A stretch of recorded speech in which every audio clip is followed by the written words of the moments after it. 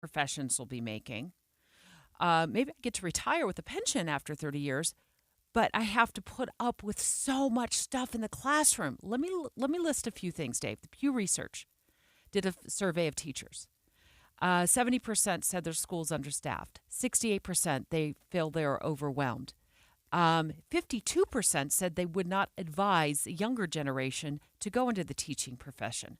Almost 70% said they've been verbally abused, and 40% said they've been physically abused. Just absolutely brutal. And to your point, the NEA's report says there are two things, and it's low pay and it's poor working conditions. Amanda Dixon joins us right now, and Amanda, you've done a little bit of this. You've had some experience. Tell us about that. I think there are a couple of things that are true. One is that teaching is one of those professions that is not ruled entirely by the market because people consider it a calling. And when you love what you do in that way, pardon me, when you want to help the next generation, it's not purely an economic market-driven decision. The problem is exactly what you point out, that when you have conditions in the classroom with student behavior get bad enough, that calling motivator that can push you through not making enough money isn't there anymore. Because you get beat up every day, emotionally or maybe even physically. And I'm going to be unpopular when I say this, but I believe that the problem with behavior in the classroom is not a school problem, it's a parenting problem. How so? Because these kids, today more than ever before, come to school with no inherent respect for their teachers. If the teacher says something, maybe that's true, maybe it's not. Maybe I have to do that, maybe I don't. I asked a kid to take a seat the other day. I said, take a seat. The fifth time I asked him to take a seat, I said, how many times do you think I need to ask you to take a seat before you're going to take a seat? Or do I need to go down to the office and get the principal to get you to take a seat? The look on his face was fearless.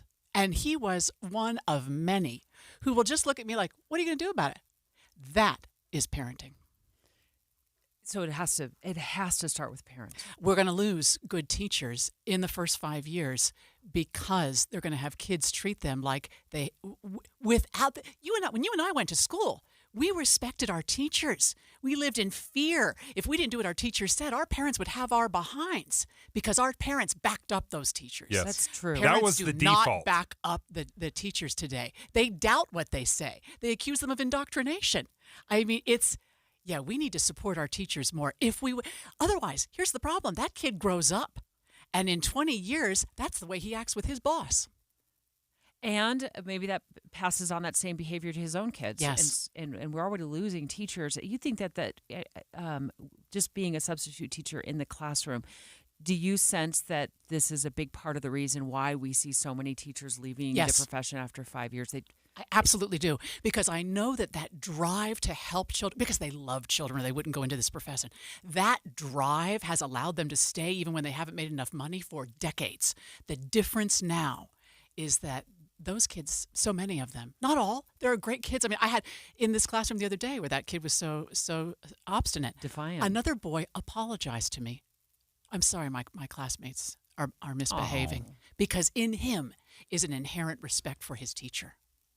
One of the things I would love to see, and I don't know if we have the appetite for this as a community, but I noticed this because I was driving school bus, but when there was a camera on the bus, you would not believe how compliant the kids were. Because if the kids were acting up on the bus and you complained about it or you threw the kid off the bus or whatever, if you could show the parents, like, look, this is what your kid was doing, then there's some meat to it. Otherwise, it's just a he said, she said type of thing where they're like, teacher just doesn't like me. They're just getting after me. If you have this defiant child that you're saying that you've asked half a dozen times to sit down and you're able to take it to a parent, I wonder if that would build some more trust in the parent saying, listen, I'm not trying to pick on your kid.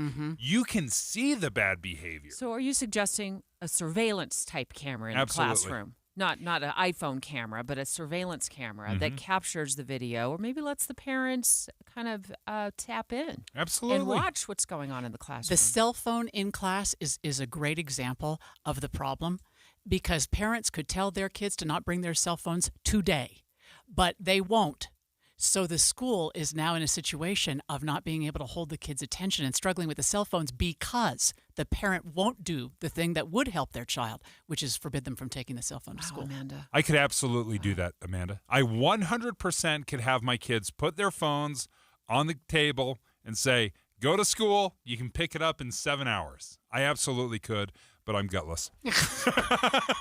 And I'm guilty too, but at least we know. We've got to own this. The problem is us, not the teachers. You've given us so much to think about. Thank you for your insights and sharing what your experiences have been in the classroom firsthand. Amanda Dixon, of course, of Utah's Morning News. Substitute teaches from time to time, so the classrooms can have an adult, a substitute teacher in them. We appreciate her letting us know what she thinks are some of the problems there. It's such a great angle, Debbie, and I'm glad you brought it up because we focus almost singularly on low pay for teachers. And we've made huge strides over the last several years about raising teacher pay, especially teacher starting pay. But poor working conditions is something we don't address, and we don't empower, and we don't have solutions. Straight ahead, let's play a game show. Your host is the brand new owner of Utah's unnamed NHL hockey team, and he wants you to weigh in on more than a dozen potential names. Which one will you pick? We'll list them off next. 9:30 at KSL News Radio. I'm Tim Hughes. Let's look at some of our top stories this half hour. Salt Lake City is dealing with a spike in people stealing the copper wires out of city streets or street lights. Street lighting program manager for Salt Lake City Public Utilities, David Pearson, says the biggest concern about this is safety. Thieves are cutting live wires, which is very dangerous. And on top of that, when the lights go out, of course, there's safety issues for pedestrians, vehicles, bicyclists. The last time they hit us at the 9th East and 9th South intersection, they also took out a traffic signal. So there's another safety concern. Pearson says this fiscal year they've already spent more than $800,000 to repair the damage. The Salt Lake City Fire Department is encouraging families to check out a new life-saving tool in the case of a wildfire. It maps out the best routes for people to evacuate. A link to the tool that is available on our website, which is kslnewsradio.com. And South Davis Metro firefighters say a mountain biker is lucky to be alive after he fell 150 feet down a ravine. It happened in Centerville Canyon yesterday morning. Rescue crews were able to haul him out, where he only suffered minor injuries. Your money at this moment, the market's rallying on some jobless claims numbers out this morning. The Dow is up 191. That's 0.5%. The S&P is up 19. The NASDAQ up about 0.3 with a gain of 50 points.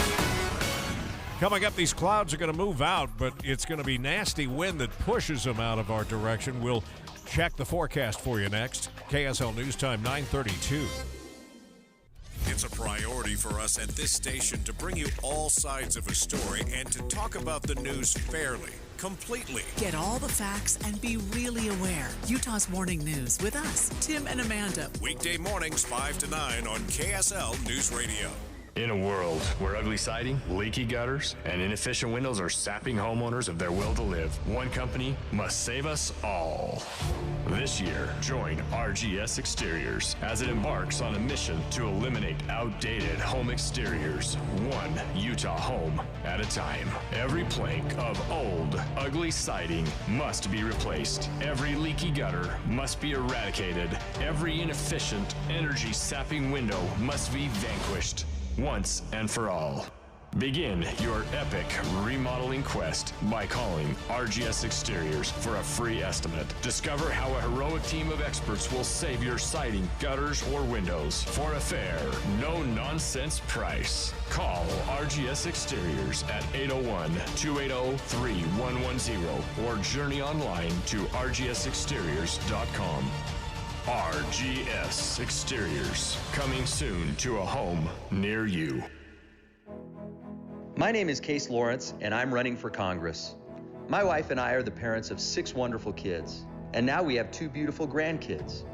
We raised our kids right here in Utah and have always felt like Utah is the best place in America to have a family.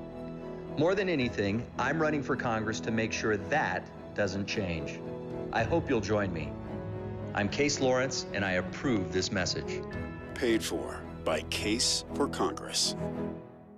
Tonight on KSL. In 1 year, we had over 24 weapons brought onto school campuses. So, as Utah schools search for safety solutions, is AI the answer? There are always a lot of big claims. KSL looks at 3 tech systems being tested in Utah schools right now. It's constantly evolving. To see if the cost is worth the payoff. This has to work when people are full of adrenaline. School security, testing AI tech. Tonight on KSL 5 News at 10.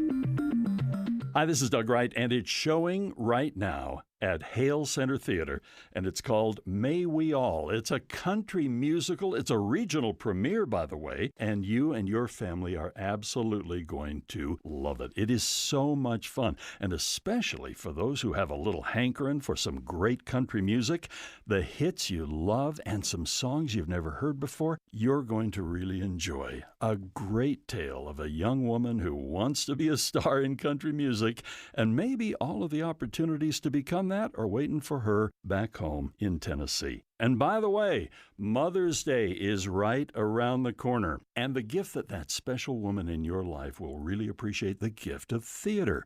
And you can buy an individual ticket, you can buy season tickets, you can buy a gift card. Good for anything at Hale Center Theater. The Nutty Professor is yet to come, The Addams Family, The Magician's Elephant, Disney's Beauty and the Beast. Great entertainment is always waiting for you at Hale Center Theater.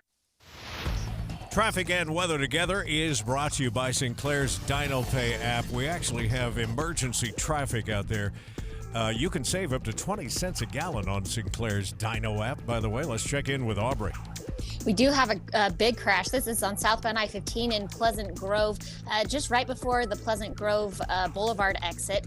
It looks like all lanes are closed but the far right lane, so you're just getting by with one lane right there, and the backups go to about Main Street in American Fork right now, so just give yourself some time to get through that or hop off the freeway and to avoid that stretch. We also still have our northbound crash.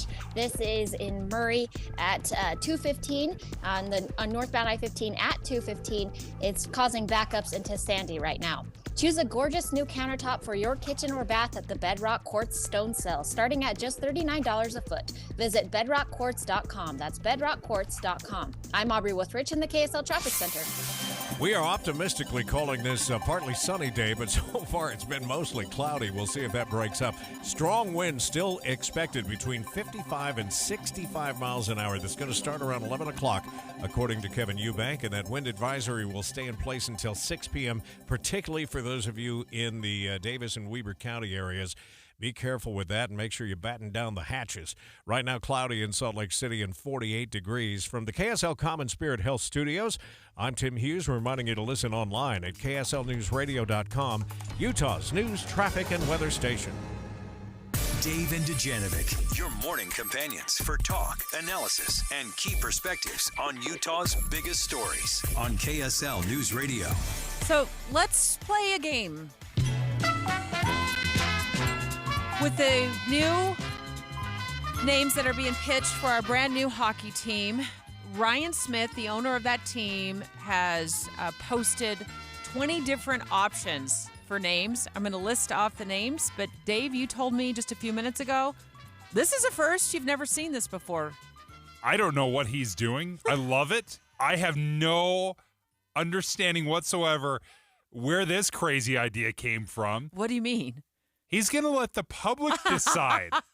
He's going to let us decide the name, which is a terrible decision because we are terrible at this game. I can tell you right now, we're going to choose either something that is silly and hilarious and kind of an inside joke, or some teenagers are going to get all their buddies together and select a terrible name. We are not trustworthy, Ryan. We trust you. You choose an awesome name, we will rally behind it. It does feel like this has happened all at once, all of a sudden. So I'll get into the names in just a moment, but let's just backtrack just a bit before we get to the long list of names.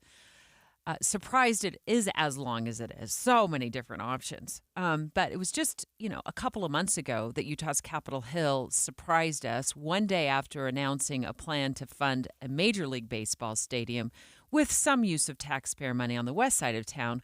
We all woke up the following day to what we thought was an absolute joke, it was like April Fool's kind of a joke, that lawmakers were looking to fund a stadium, an arena in the downtown area, either buy the Delta Center or redo the Delta Center for a new hockey team. We're like, wait a minute, we're getting a hockey team? And then yesterday we learned that this about $4.5 billion will be invested from the Delta Center eastward 2 blocks, where they will make a lot of improvements. Maybe replace the Bravenel Hall and put in a new Symphony Hall. They'll bring in some restaurants. It'll extend to City Creek, and it'll be walkable. So this just feels like a whole bunch of stuff all at once dumped on us. And I think because there was so much that's going into purchasing the club and redesigning, there's so much going to it. Initially, the ownership group, Ryan Smith, said, we're just going to take a pause and not choose a name right away. Initially, they said, we're just going to be the Utah Hockey Club, and over the next year, we'll figure out what we want our name to be. And then, all of a sudden, we threw nitro into the gas tank, and then we're like, yep, never mind. We're going to choose a name. We're going to have a name because we're playing starting in the fall. So they started making a list. Which is a whole nother thing. It starts in the fall. Yeah. It's like we're planning a wedding and we only have 6 weeks to do it. Oh, for sure. Yeah, exactly what's happening. Okay, so let me blast through these 20 names. That's a lot. I don't know if I'll get through all of them, but no fear. We're going to take your live phone calls. I just thought this would be really an awesome way to spend part of our 10 o'clock hour before we get into some deeper news in the 9 o'clock hour, before we get into some much heavier news in the 10 o'clock hour that we're going to cover. Don't blast through them too quickly, because I have opinions on just about all of them. Oh, my goodness. All right, all of them. Here we go. First of all of them start with the word Utah in front of them. Yes. So this is a statewide team. I think that's important to note. Yes. Blast. No. It makes no sense. You don't like the Utah Blast? It has to connect to Utah in some way. Well, we blast avalanches. There we go. You're welcome. Blizzard. We cannot have the Colorado Avalanche and the Utah Blizzard next to each other. We had a blizzard on Sunday, right after we had 78 We degree also have a weather on drought. Saturday. We're not going to be the Utah drought. Canyons. Okay. No, that's a school district. Can't. It's a school district. Scratch it off the list. I can't even believe it made the top 20. Caribou. I've never heard of a mascot being a caribou, so I'm intrigued just because it's original. Freeze. Nope. Frost. Nope. Like, I can't picture, I have to be able to picture a mascot. I can't picture a freeze or a frost. So when I think of Frost, I think of Frosty the Snowman. That's got to go. Sorry. Doesn't even make the list. Fury. Again, I have no idea what a fury is. Well, it could be furry, too. I don't. That's exactly what it would be. Debbie, that just eliminated fury, because you cannot be the Utah furries. Glaciers. We don't have any glaciers here, do we? I mean, we probably maybe did. Somewhere. I think anything that's extinct should be scratched off the list. And mammoth, extinct, scratched off the list. Mammoth is awesome. I hate that. We found like a mammoth here in Utah. Mm-hmm. Mammoth is fantastic. I don't like it. It has too many M's in it. Utah HC. The hockey club. I don't think we should go with acronyms. It's kind of a nod to soccer. Soccer does this. FC, football club. It's very popular. I think it's a little too cute, but...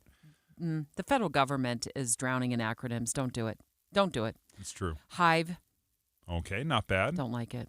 Hive? Mm-mm. Oh, Mm-mm. That's kind of unique. You haven't liked one yet. I'm allergic to bees. Why would I like Hive? Okay, I'm sorry. digging I don't Hive. even know how I've lived in the beehive state this long. I don't know how I lived in the beehive state this long, having reactions to bees and things that sting. Ice. Ooh, I like ice. I do too. It's a little too literal though, because you're playing hockey on I ice. know. Come on. I know. But it sounds sharp. Mountaineers. Love it. Won't fit on a uniform. Too long. Outlaws. Hold on. Let me go back to Mountaineers. It is very long. Doesn't fit on. It's a cool name, but you got to think, what are they going to be? What's it going to be shortened up to? Because even the Coyotes ended up being the Yotes. Like Coyotes was too long for Phoenix or too many syllables. Arizona. Yeah, Outlaws. love it. Outlaws is great. I'm lukewarm. I could A warm little up to Butch that one. Cassidy and Sundance Kid here. Powder.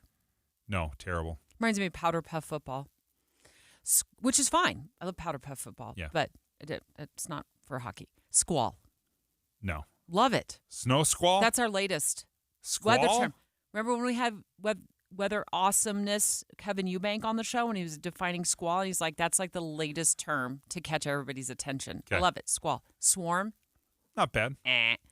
Venom.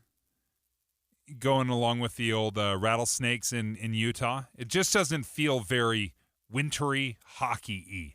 Black diamonds. Ooh, I like that. Oh, yeah. That's a good one. Black diamonds? No, it's like an outdoor hiking store in the Mill Creek area. I think they own the name. No, this is an homage to the Great Slopes. It's winter. Okay. The Black Diamonds is great. Okay. I love this. Is my favorite Yeti. Yeti's a good one. Unique. The thing I love about all these names, even the ones I dislike enormously, I love that there's not 50 of these teams. There's not 12 high schools named this bird. Like, how many falcons do we need in this state? Like, we don't even have that many falcons. But we should be the seagulls, if anything. All right. I just rattled off 20 different potential names. Straight ahead, I'm going to tell you how easy we're making it here at KSL News Radio for you to cast your vote officially. But let's take an unofficial vote. Straight ahead. What's your fave? 801-575-TALK. 801-575-TALK. What do you think the new name for the NHL team should be? Next. Dave and Dujanovic. Here's a trick to podcasting at work and getting all the Utah news you love. Download the KSL News Radio app. The podcast for Utah's morning news and Dave and Debbie are right there. Dozens of podcasts a day. That's the app for KSL News Radio. Spring is a great time to elevate the look of your home and landscape by adding beautiful flowers to the yard and patio. And pros and hobbyists alike know that the best flowers are grown by Olson's Greenhouse, right here in the mountain valleys of Utah. This is Brian with Olson's Greenhouse, and my family has been growing flowers with love and care for over 80 years. That's 4 generations of a local, family-run Utah business. So whether you're looking to add a pop of color to the back patio or a beautiful flower bed to the front landscape, flowers from Olson's Greenhouse are the perfect finishing touch to make your yard a joy to relax in. Stop by ogg.com or find us on Instagram at Olson's Greenhouse Gardens, where you'll find inspiring photos to get you going on your flower gardening journey. You can also find a local retailer carrying plants from Olson's Greenhouse. That's ogg.com for Olson's Greenhouse Gardens, where you can dream big, dream bold, and dream in color with beautiful plants and flowers from Olson's Greenhouse. Are you ready to start your journey as a small business owner? Ready to start something bold? Something groundbreaking? Utah is the startup capital of the world, and we're setting a new global standard for innovation and entrepreneurship. So if you're thinking about starting a new business or looking to grow an existing business, this is where you'll find the resources to make it happen. Visit startup.utah.gov today and start something here. This statement has not been evaluated by the FDA. This product is not intended to diagnose, treat, cure, or prevent any disease. When it comes to my lifestyle and diet, I don't always make the smartest choices. Touchdown! Woo! Hey, how about another round and some more chips? But when it comes to taking care of my liver, I do make one very smart choice. Active liver tablets from New Nordic. I used to have real issues with my liver, and at my last checkup, my doc was concerned about my numbers. But since adding a once-a-day active liver tablet, my gut's better, I feel great, and my doctor's happy. I ask a lot of my liver, so the least I can do to say thanks is a daily dose of Active Liver. Active Liver is one of many award-winning health products from New Nordic, the #1 supplier of dietary supplements in Scandinavia. Purchase at Amazon.com or for a volume discount, visit newnordicusa.com. Available as a tablet or delicious sugar-free gummy. Protect and help your liver the easy and effective way with Active Liver at Amazon or newnordicusa.com. Hey, have you saved more than $200,000 in an IRA or 401k? You may not realize it now, but you've got a big problem on your hands. And that problem is taxes.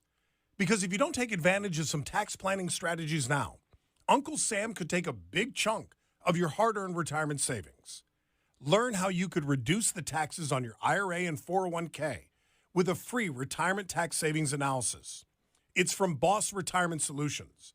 If you've saved more than $200,000, schedule your free tax strategy session now by calling 801-896-9622.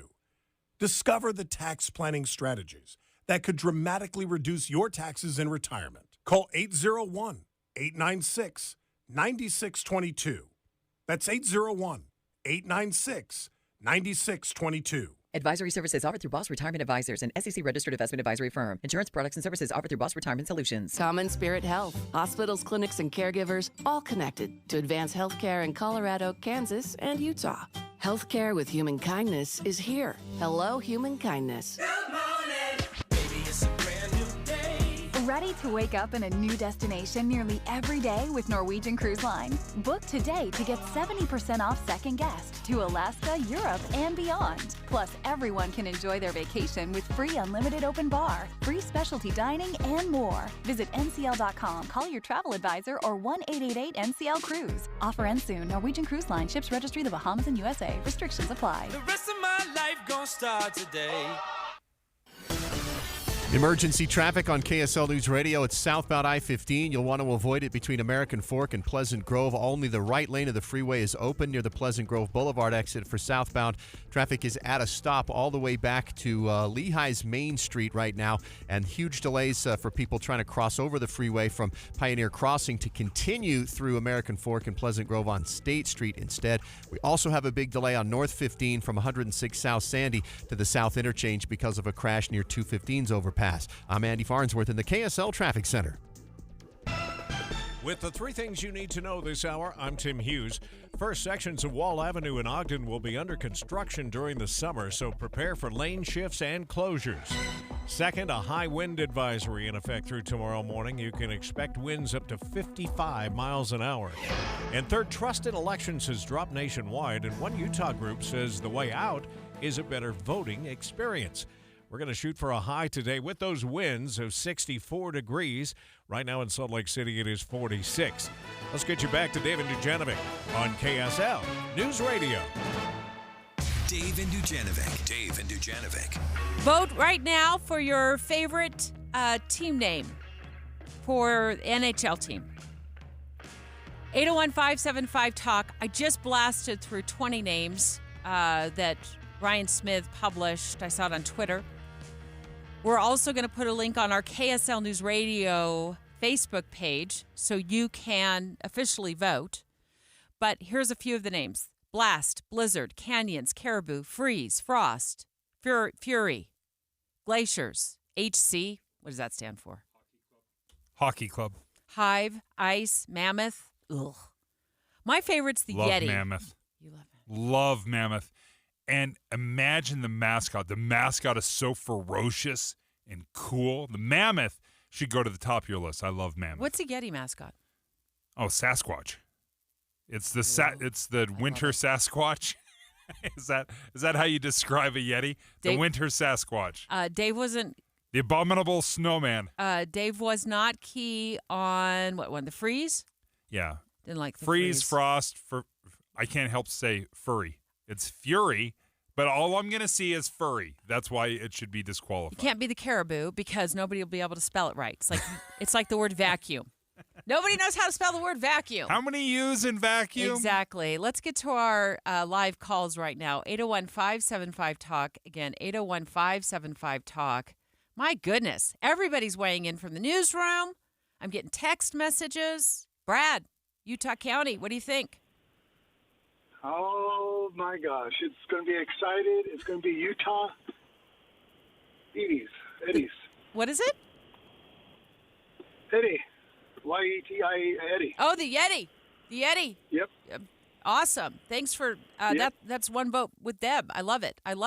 Logan. I can see it. I absolutely could see the Yetis. It's unique. That's a key. It's got to be representative of the state. It has to do, it has to have a story behind it. Yeti is perfect. It ticks all the boxes, though there are some other ones that I think are very, very good. I think Mammoth is outstanding. I don't know how in the world you don't love that. Outlaws, Mountaineers, those are fantastic. The Black Diamonds, love them. Reminds me of the Diamondbacks. The Diamondbacks, which is, Arizona's MLB team. So, okay. Hey, Logan, your turn. Stansbury Park. What does Stansbury Park think about one of these names? What's your fave?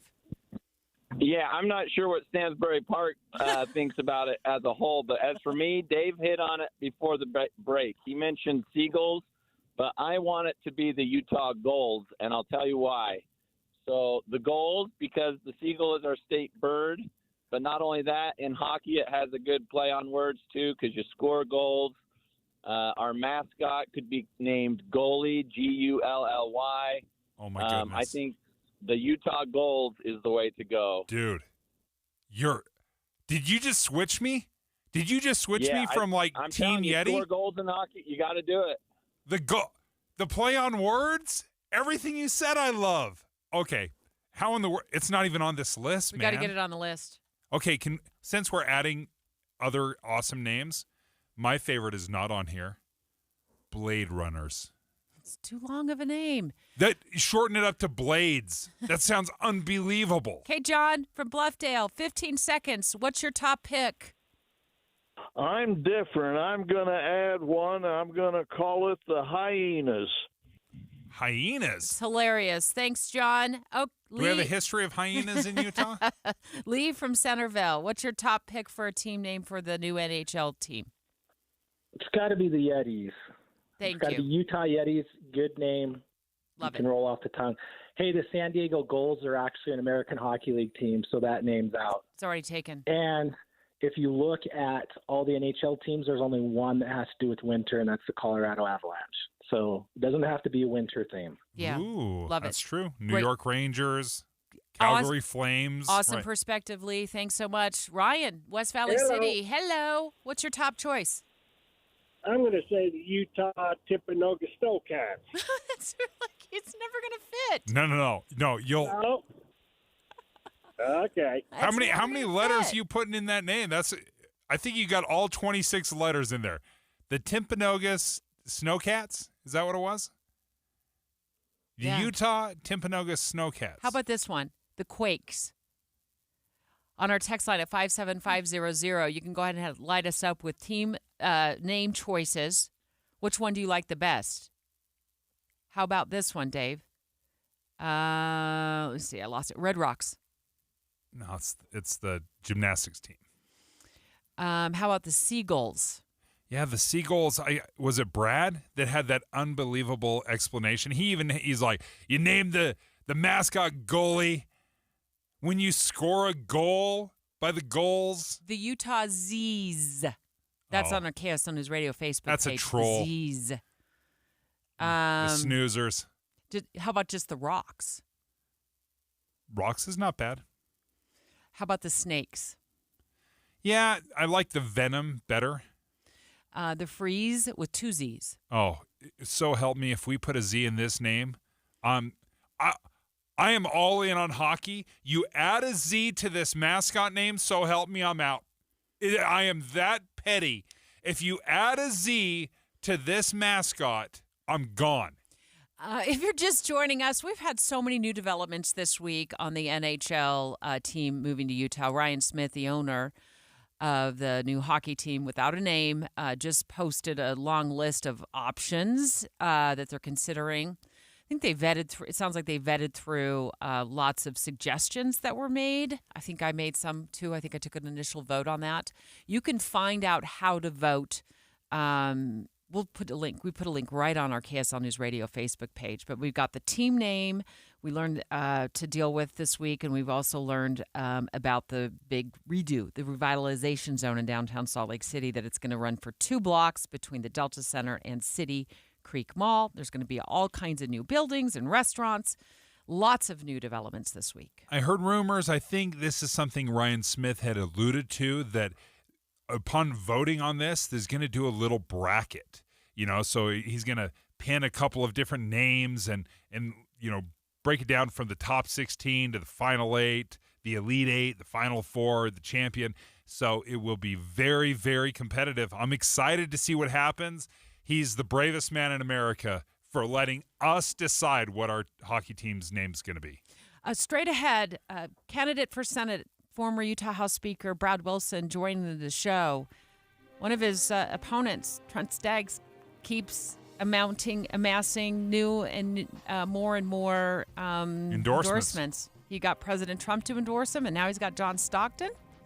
I wonder what Brad Wilson has to say about that. KSL Salt Lake City. From the KSL Common Spirit Health Studios, this is KSL News Radio. Utah's news, traffic, and weather station. It's 10 o'clock at KSL News Radio. I'm Dan Bomas. KSL's top story this hour. We have breaking news out of Pleasant Grove. Police there waiting out a standoff with a barricaded suspect. Police say the man set a car on fire early this morning, and smoke from that fire could be seen for miles. They don't know if that suspect is armed. A young family in Eagle Mountain says they're grateful to be alive after fire destroyed their home on Sunday. Lindsay Riccozzi tells KSL TV it's tough to think they don't have much left. How do you tell a 2-year-old you don't have a home? That's been the hardest part. She and her husband say they love the neighborhood and plan to rebuild in the same spot. There are links to fundraising accounts designed to help the family on the KSL TV website. Our top national story this hour from ABC News.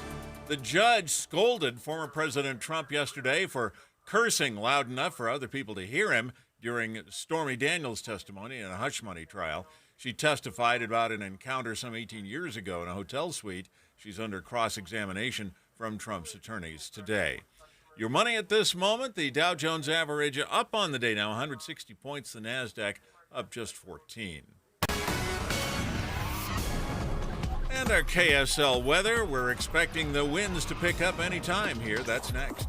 KSL News Time, 10:01. Here's a way to get breaking news updates anywhere you go. At the store or in a work meeting, you can get breaking news on your phone. You can quickly read it, swipe, or click for more. It's super discreet, super fast. That's the app for KSL News Radio. Remember that first paycheck when you started working all those years ago? You looked at the net amount and thought, whoa, what happened here? Ah, the joy of taxes. It could be this way with your retirement accounts. You know how much you've saved, but if you haven't planned for Uncle Sam, you could come up short in retirement. With tax laws constantly changing, there's a lot you need to know to make sure you're not paying more than your fair share. Mike Stevens and the team at Capital Wealth Advisors can help you create a plan that shows you how taxes could affect you now and in the future. Set up your tax strategy session with Mike Stevens and Capital Wealth Advisors now. Call 801-210-5500. That's 801-210-5500. Make sure you know how these changes could affect you so you can avoid some of those whoa moments in retirement. Call 801-210-5500. Advisory services offered through Capital Wealth Advisors, LLC, a state of Utah registered investment advisor. Firm may not give tax advice. Tim Jr. here from RGS Exteriors. I want to tell you about our famous You Don't Need a Warranty warranty. That's right. It's a warranty you don't need, but we give it to you anyway. Let me explain. Most warranty problems for siding, gutters, and windows are caused by not installing stuff right in the first place. If you rush the work, cut corners, or use subpar materials, you're just begging for problems later. At RGS Exteriors, we don't tolerate careless workmanship. We slow down, focus on every detail, and use only the best materials. We prevent warranty work by doing the job right in the first place. That's why the 10-year everything guarantee we give you is also known as our You Don't Need a Warranty warranty. We absolutely will be there if you need to use it. But honestly, you probably will never have to. Done right the first time. That's the RGS way. For siding, gutters, and windows, call 801-280-3110 or visit us at rgsexteriors.com. You know, it's hard to believe that Dee and I have now been living in our new house for about 9 years now. You know, the thing that has really surprised me is how many appliances we have had to have work on and even replace. You know, the one that we haven't replaced haven't done any work on at all, have not had a minute's trouble with, it's the Connecticut soft water system. And it's so interesting because when we were building the home, the builder said, okay, well, what do you want for a water softener? And I just interrupted. I said, wait, we're going to go with Connecticut. And they just smiled at me like, yeah, we know about Connecticut. Never once have we had an issue with our Connecticut soft water system, not only in our new home, but in our previous home as well. It just sits there in the basement, does its job, does it so much more efficiently than any other soft water system out there on the market today. Why don't you give them a call, 801-576-8600, or go to softwaterutah.com. We have emergency traffic now, brought to you by Sinclair's DinoPay app. Save up to 20 cents per gallon. Here's Aubrey Withridge. Well, we do have a crash. This is southbound I-15 near the Pleasant Grove Boulevard exit. It's backed up to clear into Lehigh, right around Lehigh's Main Street. You're going to see some pretty heavy delays through that area. The only lane getting through is the far right lane. So maybe hop off I-15 and take a different route if you're trying to go further south this morning. Also, we do still have our crash. This is northbound I-15 at 215 in Murray. It's still causing some delays there, backing up into about Midville right now. Full steam ahead for Train Day at This Is the Place Heritage Park this Friday. Experience a fun-filled day with trains commemorating the first transcontinental railroad and Golden Spike. Visit thisistheplace.org. I'm Aubrey Withridge in the KSL Traffic Center. Downslope winds will pick up around midday today from Bountiful northward, and gusts could reach 50 miles an hour. Rain showers possible in central and southern Utah. And right now, 48 degrees, mostly cloudy. I'm Dan Bomis from the KSL Common Spirit Health Studios. Listen online at kslnewsradio.com. We're Utah's news, traffic, and weather station. Dave and Dujanovic, your morning companions for talk, analysis, and key perspectives on Utah's biggest stories on KSL News Radio. Your voice, your vote, 2024. Special coverage on KSL News Radio. Looking forward to the June primary, where a crowded field of Republicans who want to be, replace Mitt Romney in the Senate was narrowed down, right? Just a bit through the convention. A little bit. Yeah, the convention is such an interesting thing because it used to be the be-all, end-all. Like if you couldn't get out of convention, the delegates chose you, then your life was over. Your political life was over for that year. Now with the dual path where you can get signatures and the convention route, it's opened it up. So it's not quite as important as it used to be. So on the primary ballot will be Republican Representative John Curtis, Riverton Mayor Trent Staggs, businessman Jason Walton will also be joining that field, and Utah House Speaker, former Utah House Speaker Brad Wilson, who's live on the line with us. Good morning. Good morning, you two. How are you today? Great.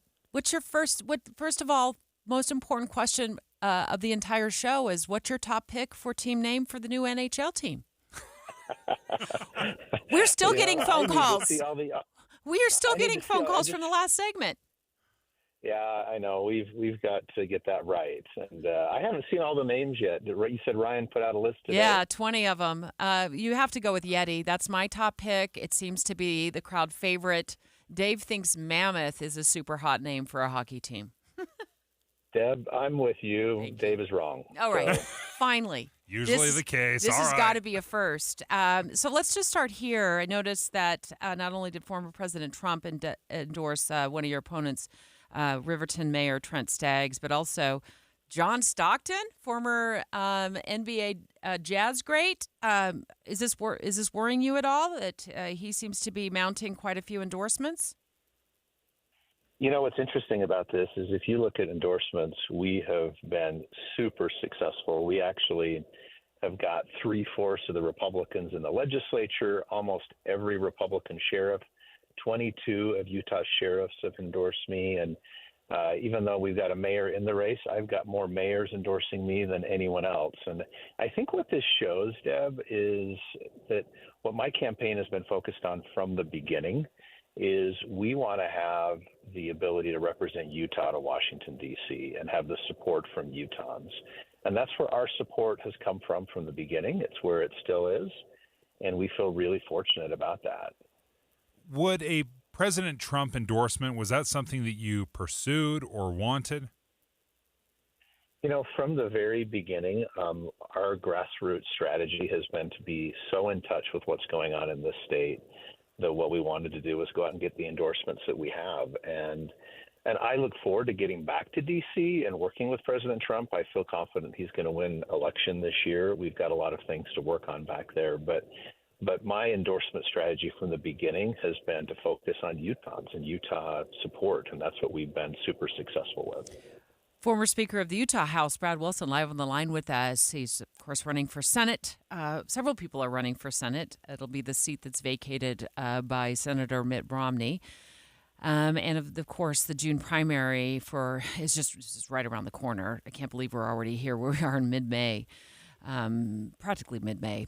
I think one of the big issues here, Brad, facing Utahns is the fact that, quite honestly, we joke about the NHL team and the NHL name, but all of the money that's going to be spent, taxpayer money that'll have to be poured into these two different developments. You got one on the west side with the MLB team, perhaps on the horizon, and then, of course, you got the NHL arena and then the revitalization zone. And we're looking at, and I think Dave did the math quite well yesterday on this, maybe $7 billion total. I know some of that will be infused through private money. But what kind of federal money, if you were sent back to the Senate, could you bring to this type of operation, if any? Yeah, it's an interesting question. And, this may not be the answer that these big developers want, but with us spending $2 trillion more at the federal level than we're generating this year and $35 trillion in debt, each of my three kids that are grown, their share of that national debt is $100,000, Deb. And we just can't, as a country, afford to spend federal tax dollars on something like this. I mean, I'm going to be a big fan. I'm a big fan of the Jazz and Real Salt Lake, and I'm sure I'll be a fan of the Yeti or whatever we end up calling this team. But this is not the role for the federal government, to be honest. The federal government's got bigger issues to take care of. We've got to take care of our national defense. We've got infrastructure needs around the country. And if Utah wants to have a redevelopment and have a new NHL team, that's great, and I'm excited for it. But the state's going to have to figure that out on its own. And what I want to do when I get back to Washington is fight to get this spending under control, because we know what's happened is all this spending at a federal level has created inflation that's really hurt Utah families. And my experience in the Utah legislature, not just balancing our budget, but giving Utahns the biggest tax cut in the history of the state, is the kind of discipline and experience that I'm taking back with me to Washington. And that's what the kind of experience we need back there. When you were in the state legislature and when you were the Speaker of the House, how did you handle federal dollars? Did you ever turn down federal dollars? It's interesting. When all the money was rolling out of D.C. during COVID, one of the first things we did as a state is I called a special session with the Senate president, and we cut 10% from the state of Utah's budget because we knew that we didn't want to, have to go into debt. We knew that we needed to have fiscal discipline, yet Washington spent wave after wave of money. And I even told the members of our delegation, stop sending us money. But they kept doing it. And a lot of that money is still sitting in state coffers. You either take the money or you watch that money go to California or New York or Illinois. And so we took that money and it's sitting in state coffers. A lot of it still needs to be spent on infrastructure projects and things like that. But the problem is the spending. It's not that the state took the money. The money was going to flow to the states regardless. The problem is the money was spent. And the problem was we even had members of our delegation that chose to spend that money, even though myself and other state leaders said, please don't keep sending us money. We know it's going to cause inflation. And we were right, and it did. And that's the kind of real discipline that I want to take with me when I get back to Washington, is to prevent that kind of stuff from happening. Can you try to claw some of that money back, or would you? Well, I think that, quite frankly, by the time I get there in next year, it will be too late to do that. But what we did in Utah, which I think was smart, is we put it into what I would describe as generational transportation projects primarily, that we didn't rush to send the money out. We are very, very careful about how that money is being spent. We're metering it out slowly, and it's being spent on transportation projects that are going to help, generation after generation here in the state, not on just short-term spending projects that fuel the inflation fire. Well, thank you for joining us, former Utah House Speaker Brad Wilson, now candidate for the U.S. Senate. Yeah, we'll continue our discussions with the candidates in so many different races as we walk you up to the June primary here. All of our shows, Jeff Kaplan's Afternoon News, Utah's Morning News, as well as Boyd Matheson, making sure we're getting to know each one of the candidates and what they stand for. Straight ahead, I was just shocked at this new surveillance video that we found this morning out of Coeur d'Alene when the University of Utah women's basketball team reported feeling threatened. Remember the story that we covered so heavily? They said they had the N-word shouted at them while they were walking in Coeur d'Alene, Idaho. They were there to play in the NCAA basketball tournament. Listen to this audio.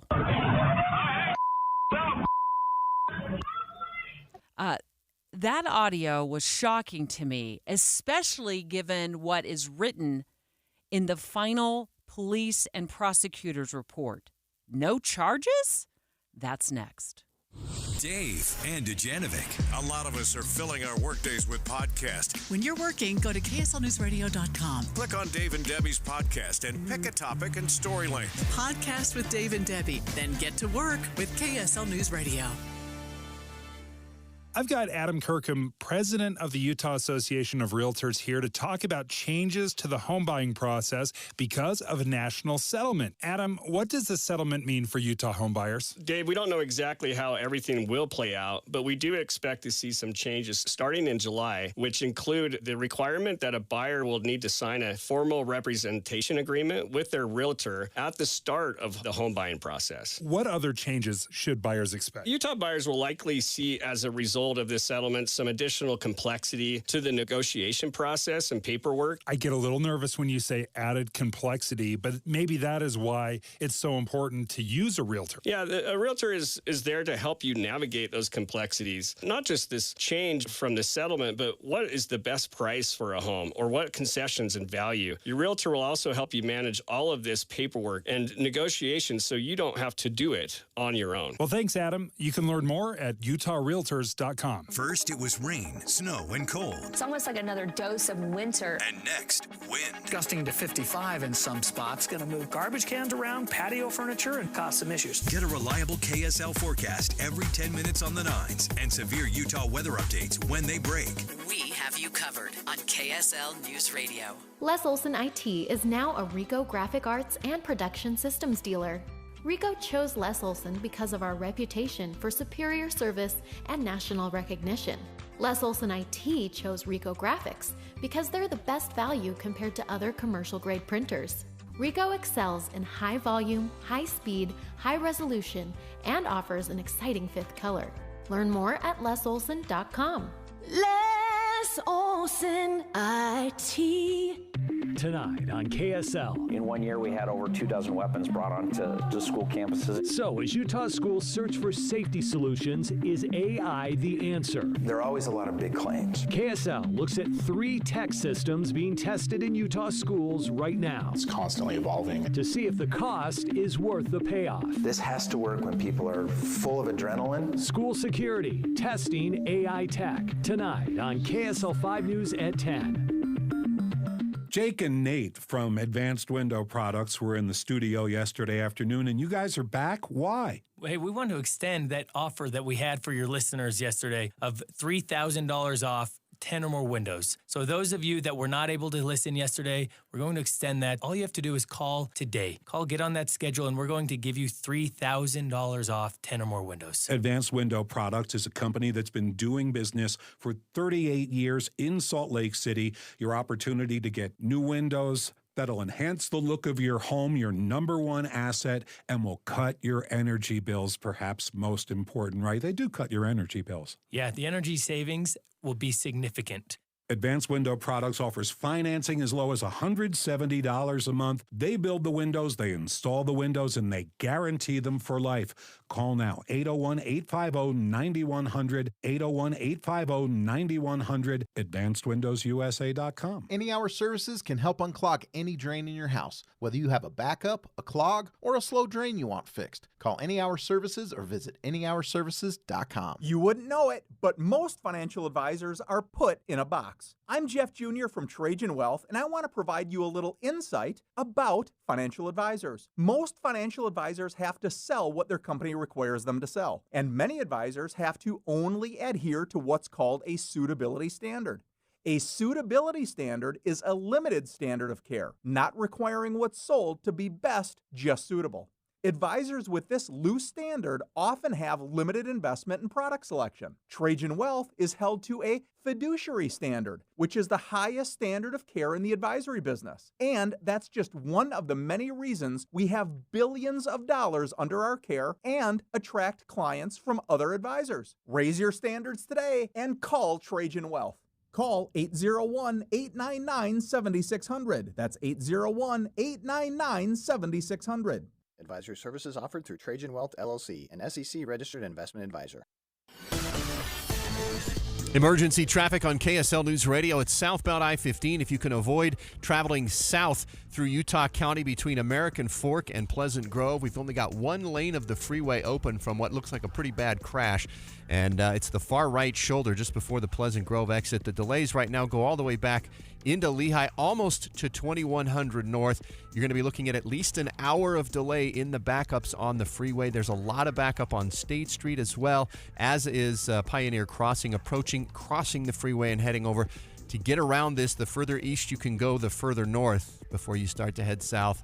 That'll at least make you feel like you're making progress, but it's a big headache. Plus, we've got northbound 15 delays we don't normally see between 90th South and 215 because of a crash blocking the right lane. I'm Andy Farnsworth in the KSL Traffic Center. With the three things you need to know this hour, I'm Dan Bonas. First, a family in Eagle Mountain says they're lucky to be alive after fire destroyed their home. Second, the judge in the hush money trial has told former President Trump he's got to stop swearing when Stormy Daniels is on the witness stand.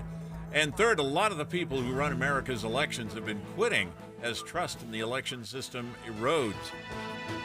Right now, we're at 48 degrees. It's mostly cloudy in Salt Lake City. Back to Dave and Dujanovic on KSL News Radio. Dave and Dujanovic. Before we get to the final police report, which I found was shocking, out of Coeur d'Alene, Idaho, I want to walk us back to March when the University of Utah women's basketball team traveled to Coeur d'Alene, Idaho. They were playing in the NCAA tournament.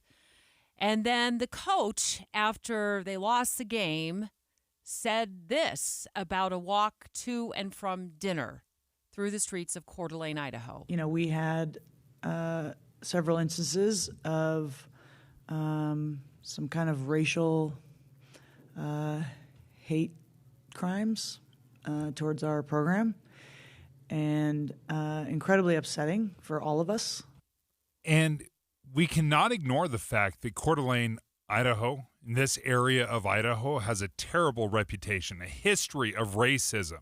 Aryan Nation was strong in there for decades.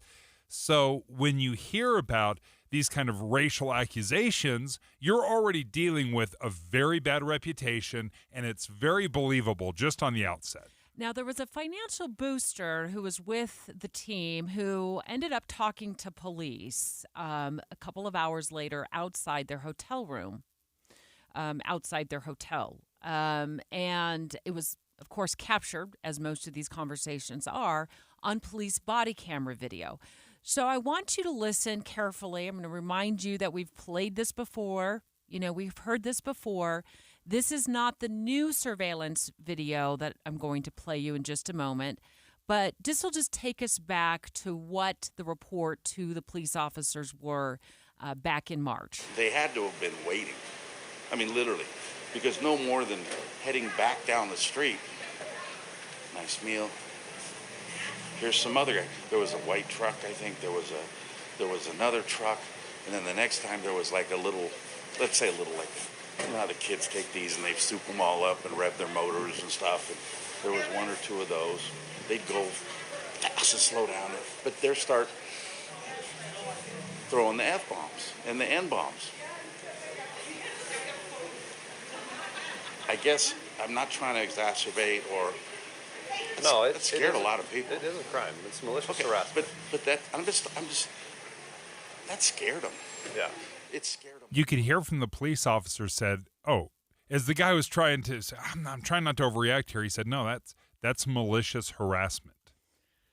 So now the investigation ensues, and it's wrapped up with no criminal charges being filed. Did they find the individual that they believe shouted the N-word? Yes, they did. Did this person confess? According to this police report, yes, this person confessed to it. And now we have brand new surveillance video. It's a short clip of what was happening during the walk back to the hotel room after the women wrapped up dinner. And this piece of audio I'm going to play right now is at the center of what we're going to talk about in this police report. So listen up. Okay, I'm going to play it again.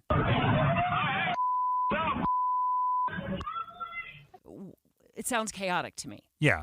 I can't really tell what is being said, but according to this report, is this coming from the prosecutor's office? The prosecutor's office, in cooperation with the police department, it says they did an exhaustive 3-week investigation following this incident. And this is that audio that I want to focus on now as part of this report. So they say they did an exhaustive investigation and determined the identities of 4 occupants of a silver passenger car, and ultimately confirmed that a car, not a truck? A silver passenger car. And ultimately confirmed that the individuals, there were 4 individuals in the vehicle, 4 people in the vehicle.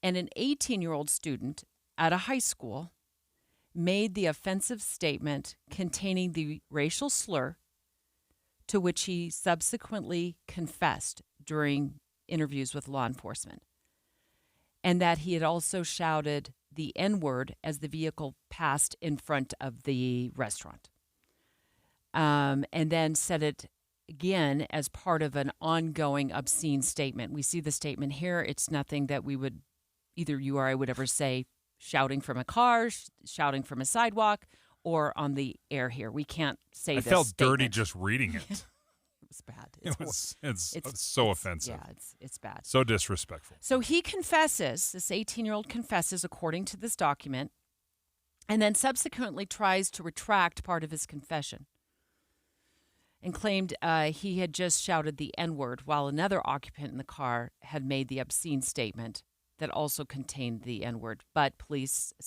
prosecutors say, there's very little evidence to support this post hoc claim, while there is substantial evidence corroborating his original admission. So, according to police, there's a confession from an 18-year-old that he had done this, and that there's sufficient evidence to support that confession. So that's where we're at at this point. Yes, and this is different. What the investigation is showing is different from what the original claim was, where they said there's 2 lifted pickup trucks, they were revving engines, they were speeding by, that they had turned around and yelled racial slurs. Now, I want to be clear that what I just told you about was what happened after they left the restaurant. Police did look into the claims and what was going on before they got to the restaurant, and they said they had interviews to substantiate there was something, off, but they didn't have video or audio evidence to support some of those claims. So it sounds like something happened before they got to the restaurant, but really the substantiating evidence here comes after they leave the restaurant. And this is one of the difficult things about an investigation is what are you able to prove? And in a minute, we're going to talk to our KSL legal analyst, Greg Skordas, about this, because collectively you have to put your brain into the and put yourself into the shoes of these basketball players. Because sure, what they've been able to show through video and audio is one thing, but if they had experiences walking to the restaurant before, that they went and ate, they came out and they were harassed again, all of that was their collective experience. So just because they were able to narrow it down in the investigation to one isolated incident doesn't discount everything else that was happening. So going back to this 18-year-old who will not be facing any criminal charges according to this report, here how the prosecutor's office couched this incident as they were reviewing it. According to the prosecutor's analysis, the sum of the evidence supports that this individual, this 18-year-old's intent was to be funny. I want to replay this again.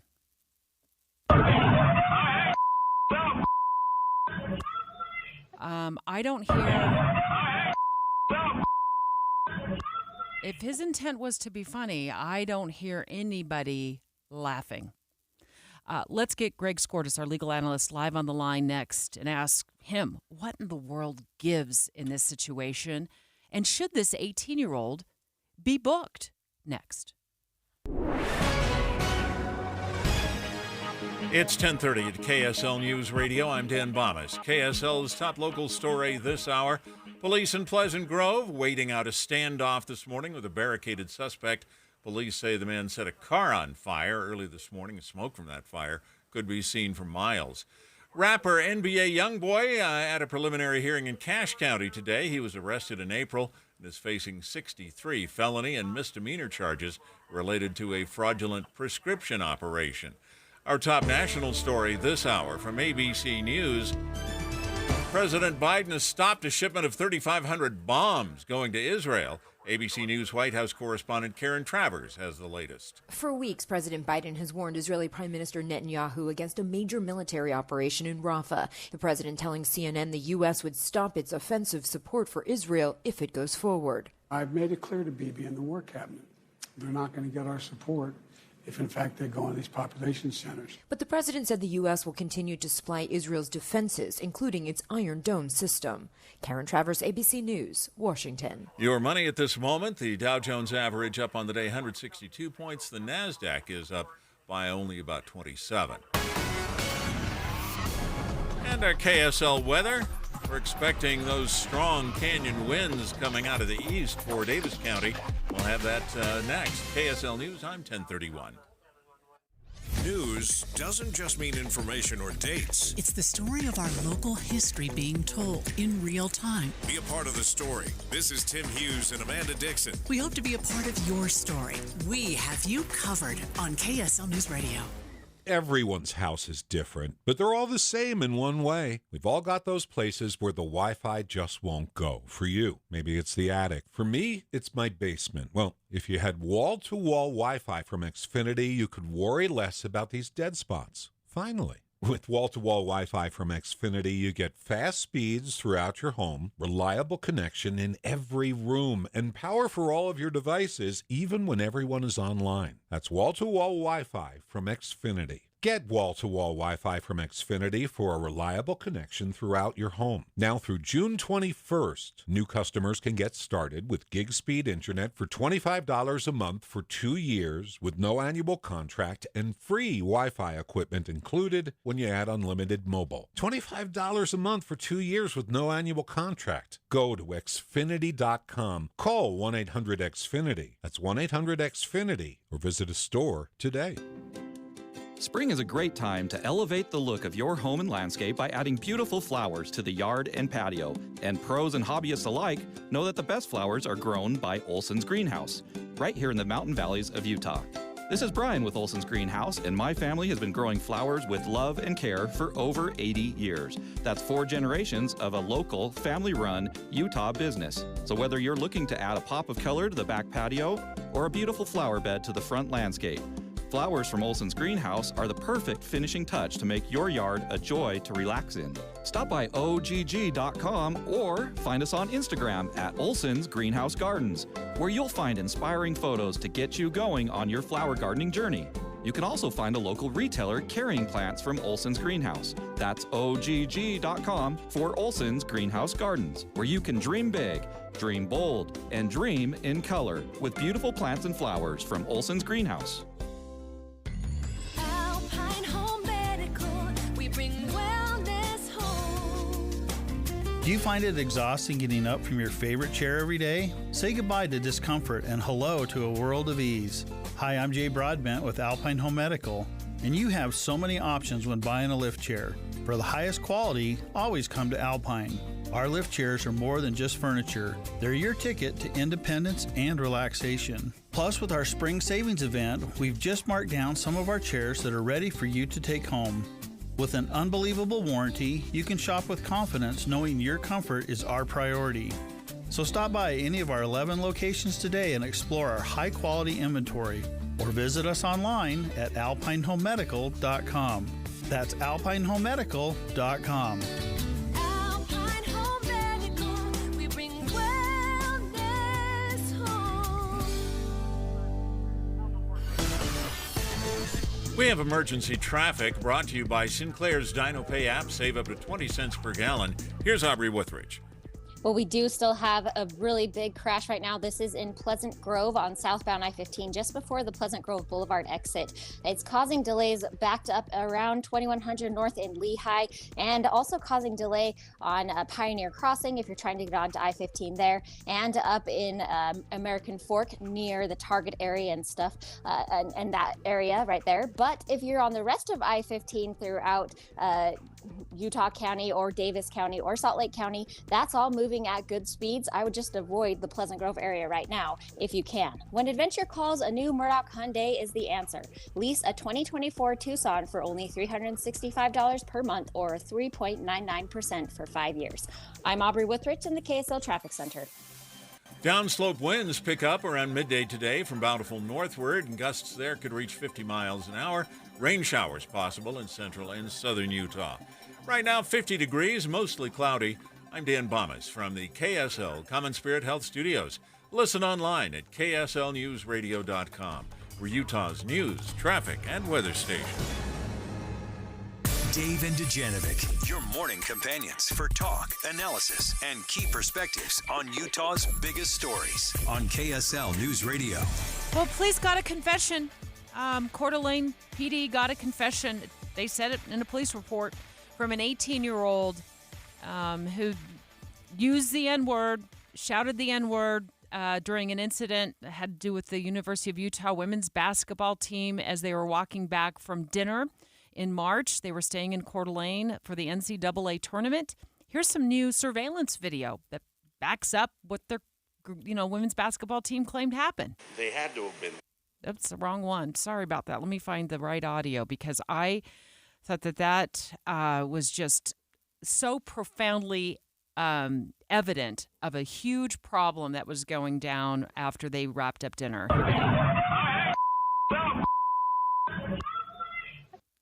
And this is where the investigation took its time, and I appreciate that, where they chased this down, tried to identify who the perpetrators are, but it also seems like the investigation does not prove the entire story that was claimed. I'm not saying it didn't happen. I'm just saying that's the difficulty with the investigations is you have to be able to prove and track down everything that happened or was claimed. Well, the red flag for me in this prosecutor's summary is that they felt the evidence supports the 18-year-old's intent to be funny. I disagree with this prosecutor's report wholeheartedly. Greg Skordas, you're a former prosecutor, now our legal analyst. Do you agree with the report? I really don't, Debbie. I spent some time reading it this morning. I've actually read it several times, and that particular problem is one I agree with because the statute provides that if your intent is to threaten or intimidate another, it's a crime. In this case, the prosecutor said that his intent was to be funny, and I just don't see how any reasonable person in America in 2024 can find those type of racial comments and the sexual comments that were made to be anything except threatening and offensive. I mean, there's nothing funny about them. There may have been to his small group, but I can't imagine that was his intent. And that's really problematic. I mean, I understand I'm not one to second guess a prosecutor, although maybe it sounds like I am right now. But they decided not to bring charges, and that was one of the reasons. That's one reason that I guess I do disagree with, Debbie. It's one of the things that's so difficult about this, Greg, because obviously outside looking in, the people that were victimized by this, we don't see any humor in it whatsoever. But if you take idiot teenage boys and put them together in a car driving up and down Main Street, so to speak, they do stupid things and they say stupid and mean and hurtful things. I guess the question is, if they thought they were being funny, does it matter what the rest of us thought? That's exactly the issue here, Dave, and then that's brilliant because that's what you're looking at is what was the objective, subjective intent of the caller, the person that makes the comment. But really, you also have to think about, was it reckless? Could it recklessly have caused people to be intimidated? Could it recklessly have caused people to be threatened? And in this case, you just don't say certain things. I don't care what the context is. There's nothing ever funny about the N-word. It's just not funny in any context. And making graphic sexual threats toward a woman can't possibly be funny in any context either. I mean, it's just, I don't know.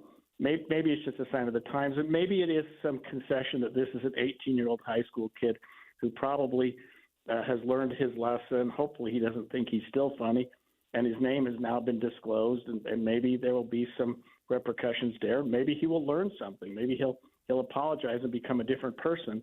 Maybe there are reasons not to prosecute a young 18-year-old for doing exactly what you just described, Dave. We're speaking live right now with KSL legal analyst Greg Skordas, where we have been reviewing this report. It's a 6-page report released about the decision not to pursue any prosecution against an 18-year-old who police said confessed during an interview with law enforcement to shouting the N-word, and as you indicated as well, punctuating that with some horrible sexual comments. They appear from the report that those were coming from a car, which certainly corroborates the report that we heard from the University of Utah basketball coach and also the booster who went to police and said in Coeur d'Alene and said, you got to do something about this. I'm going to read on in the report here, Greg, and I want to fast forward to the point in the report where it appears the prosecutor says any attempt to prosecute this individual, the 18-year-old, either disturbing the peace or disorderly conduct would inevitably rely on the content of what he said to establish either a crime which would clearly violate his free speech rights, contemplated under both the First Amendment and the Idaho Constitution. So my read of that is the prosecutor saying, look, if we prosecute this 18-year-old, we'd be violating his right to free speech. Again, I disagree with that. Some speech is not allowed in this nation. You cannot walk into a crowded movie theater and scream fire and cause a stampede. We don't allow that. What are your thoughts? No, you're exactly right. I mean, if he makes those thoughts in some sort of a written statement or just says them publicly, not directed at any person, I guess arguably that's free speech. But these are directed to people. These are directed to a group of black women who are there just to play basketball, and they're there minding their own business. And it's the way that it's uttered. These cars are coming by, in an intimidating fashion. The words are shouted outside the car to a group of people who are minding their own business. In that context, I agree, Debbie. It's not free speech anymore. It becomes intimidating speech. It becomes harassing speech. And it probably becomes at least misdemeanor offense, although in this particular case, the prosecutor decided that he was not going to bring charges. It's one of the hardest things, I think, that we're struggling with right now as a nation. There's hateful, mean, and awful speech that is allowed and is protected. And there's some of that exact same hateful, mean, and awful speech that can be, malicious, Threatening. threatening. And this is, I think, part of the problem we have. And an 18-year-old may not understand, the fine line of when you can say those things and when you can't. And that may ultimately, Dave, be the reason why no charges are being filed here. Maybe some excuse for just the naivety of a young man. Greg, I guess what I'm most concerned about is this case closed, or will the University of Utah women's basketball team have another avenue to seek justice? It's probably closed, Debbie. I don't know whether the federal government and the state of Idaho will take a second look at it on a hate crime basis, but there's no remedy for any law enforcement agency in the state of Utah to do anything. Yeah. There may be some redress in terms of just publicity-wise, having an apology, that type of thing, but my guess is this case is closed. Greg, thank you for joining us, KSL legal analyst Greg Skordas. Straight ahead, there's a brand new report out on ultra-processed foods. These are the things that we love to consume, like the sugary cereals and the lunch meat. Which you said lunch meat? I couldn't help but think, didn't we just have a conversation about Lunchables? It's like the ultimate processed food, processed cheese, processed meat, processed Oreos. Hey, I've got some simple solutions, though, so you can avoid them straight ahead. But the bottom line is you could die. You could die a premature. I'm going to walk through this report. I mean, I'm shocked I haven't keeled over yet from a heart attack. Dave and Dujanovic. You know KSL is the only news radio for your car, right? The only news radio for your smart speaker. Come here in the morning. It's the latest news and traffic. In the afternoon, news and updated weather. We have you covered at KSL News Radio. Held over due to popular demand. This is your opportunity to save up to 40 to 80% on a hot tub or swim spa. This weekend only, Friday through Sunday, Mountain America Expo Center, Sandy. Be advised, this is your opportunity to save up to 40 to 80% on a hot tub or swim spa. This weekend only, Friday through Sunday, Mountain America Expo Center, Sandy. 18-month interest-free financing. Our factories have demanded we sell 1,000 hot tubs and swim spas this weekend. Mountain America Expo Center, Sandy. Huge factory incentives, factory rebates. This weekend only, Mountain America Expo Center, Sandy. We can remove your old hot tub. Free delivery of your new hot tub. Hot tub starting at $2,999. Mountain America Expo Center, Sandy. Free delivery of your new hot tub. Just relax and enjoy. Mountain America Expo Center, Sandy. Friday, 2 p.m. to 8 p.m. Saturday, 10 a.m. to 8 p.m. Sunday, 10 a.m. to 6 p.m. Free admission, free parking, free delivery. Mountain America Expo Center, Sandy. Call 833-SPA-SALE or visit hottubandSwimSpaSale.com. Join Tim and Amanda this Friday from 1 to 4 at the new Bedrock Court showroom in Park City at 2760 Rasmussen Road. Come see all the beautiful options in Park City. Hey, summer's coming. Better replace your old air conditioner with up to $5,550 in incentives from First Choice Heating and Air on a new day and night system help. Have First Choice Heating and Air install a new high-efficiency day and night heat pump AC and furnace and get day and night rebates and tax credits totaling as much as $5,550. But hurry, these offers end May 31st. Hi, this is Rob Freeman. Click online to firstchoicecool.com. We have you covered. The difference is day and night at First Choice Heating and Air. For the right repair and the right paint, the right choice is manufacturer-certified Martins Collision Repair. Hi, I'm Tiago Martins, and few have met the rigorous certification by Kia, Ford, Infiniti, Chrysler, Jeep, Nissan, Hyundai, and many others. But it's one more reason that Martins is your right choice. Check online at martinscollision.com. On State Street in Orem and in Salem, we work with all insurance companies. The right repair, the right paint, the right choice. Martin's Collision Repair.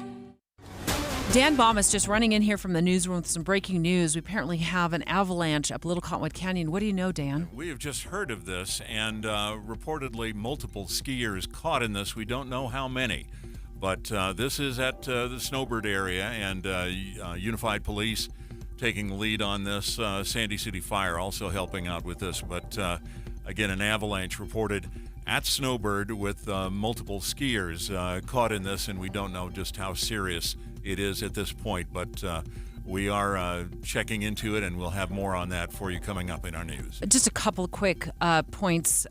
Do we know yet if it was inbounds or out of bounds? That we do not yet know. And we don't know yet as to how many skiers may be involved in this, Dan. It sounds like multiple is the word they're using. And Unified Police are on the scene or on the way to the scene? They are taking charge at the scene, yes. Dan, thank you so much. We will continue to track this story. As soon as you know more information, please just, again, run into studio, Dan. Dan Bomas letting us know that there's been an avalanche reported in the Snowbird area of Little Cottonwood Canyon. We'll also be reaching out to the resort and to the Unified Police Department as well to get more information in the coming moments. Paid for by government. Did you hear? A secret hoard of $10 Gold Liberty coins from the late 1800s to early 1900s has been found. These gorgeous Gold Liberty coins are as bright and shiny as the day they were struck, and less than 200 of these gold coins are available in any specific date. Coin experts are calling the secret U.S. gold coin discovery a once-in-a-lifetime opportunity, and you can own a piece of the hoard. When you call, you are guaranteed a specific date Gold Liberty struck at the iconic Philadelphia Mint. With limited availability, you must call now. These historic dated gold coins are still in uncirculated condition with brilliant luster. That's anywhere from 117 to 144 years of history you can hold in your hand. To learn more, call 1-800-386-8018. Call now and you'll receive a free bonus, a $50 value free with every order. Call 1-800-386-8018 now to secure your $10 Gold Liberty coins before they sell out. That's 1-800-386-8018. Getting help with plumbing repairs is easier than you think. All you have to do is call Any Hour Services or schedule an appointment at anyhourservices.com. No one helps more homeowners than Any Hour Services. Small business owners, we know tackling your to-do list can sometimes feel like going 12 rounds against a heavyweight champ. Except that heavyweight's gloves are made of something hard, like diamonds. So when a new to-do pops up, you're like, I can't. I'm boxing my diamond boxing glove-wearing heavyweight champ of a to-do list. At Progressive, we don't want to make your day any harder. That's why we make it easy with over 30 customizable coverage options, so you can finally land a knockout blow. See if you can save on business insurance in as little as 7 minutes at ProgressiveCommercial.com. Progressive Casualty Insurance Company. Coverage provided and serviced by affiliated and third-party insurers. Every business faces challenges, but complicated, expensive, and uncertain shipping shouldn't be one of them. With USPS Ground Advantage from the United States Postal Service, you can avoid all the noise. No more unexpected surcharges, hidden fees, or complex rate structures. It's just easy, cost-effective, and dependable shipping. Tune your business's frequency to success and turn shipping to your advantage. Learn how at USPS.com/advantage. USPS Ground Advantage. Simple, affordable, reliable. Emergency traffic continues on KSL News Radio with I-15, the place to avoid southbound through Lehigh, American Fork, and Pleasant Grove. They've actually blocked the freeway completely now. It looks like around the 500 East American Fork exit. No traffic even getting down to the crash site closer to Pleasant Grove.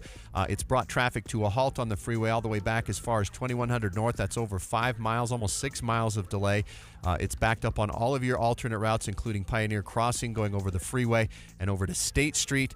You've got backups down on 1500 South. Basically, every road near the freeway is backed up as everyone has to use an alternate to I-15. I'm Andy Farnsworth in the KSL Traffic Center. Okay, we're continuing to track this developing story, and we'll just be really upfront with you right out of the gates here. We don't have a ton of information, but when Dan Bomas from the newsroom just ran in and said we have an avalanche with reported multiple skiers that could be buried in Little Cottonwood Canyon, Dave and I started digging around. And what have you found so far, Dave? A few things. Number one, this is in the Snowbird area. As you had mentioned, Snowbird is one of the 3 resorts here in northern Utah that are still open. You've got Brighton, Snowbird, and Solitude. Now, we don't know whether or not this was at Snowbird, near Snowbird, if it was on the resort, if it was out of bounds. We don't know any of that yet. But it does sound like multiple skiers were involved, though obviously backcountry skiers, skiing is very popular. We're also trying to determine what the avalanche danger is right now. And obviously, we've got an avalanche up in that area at the top of Little Cottonwood Canyon, given the warming temperatures that we've been seeing, although we've had kind of that back and forth, where we get snow one day and then we get warmer temperatures the next. It looks like the Utah Avalanche Center, at least from our vantage point here in studio, their website shows that they haven't rated any avalanche or current dangers.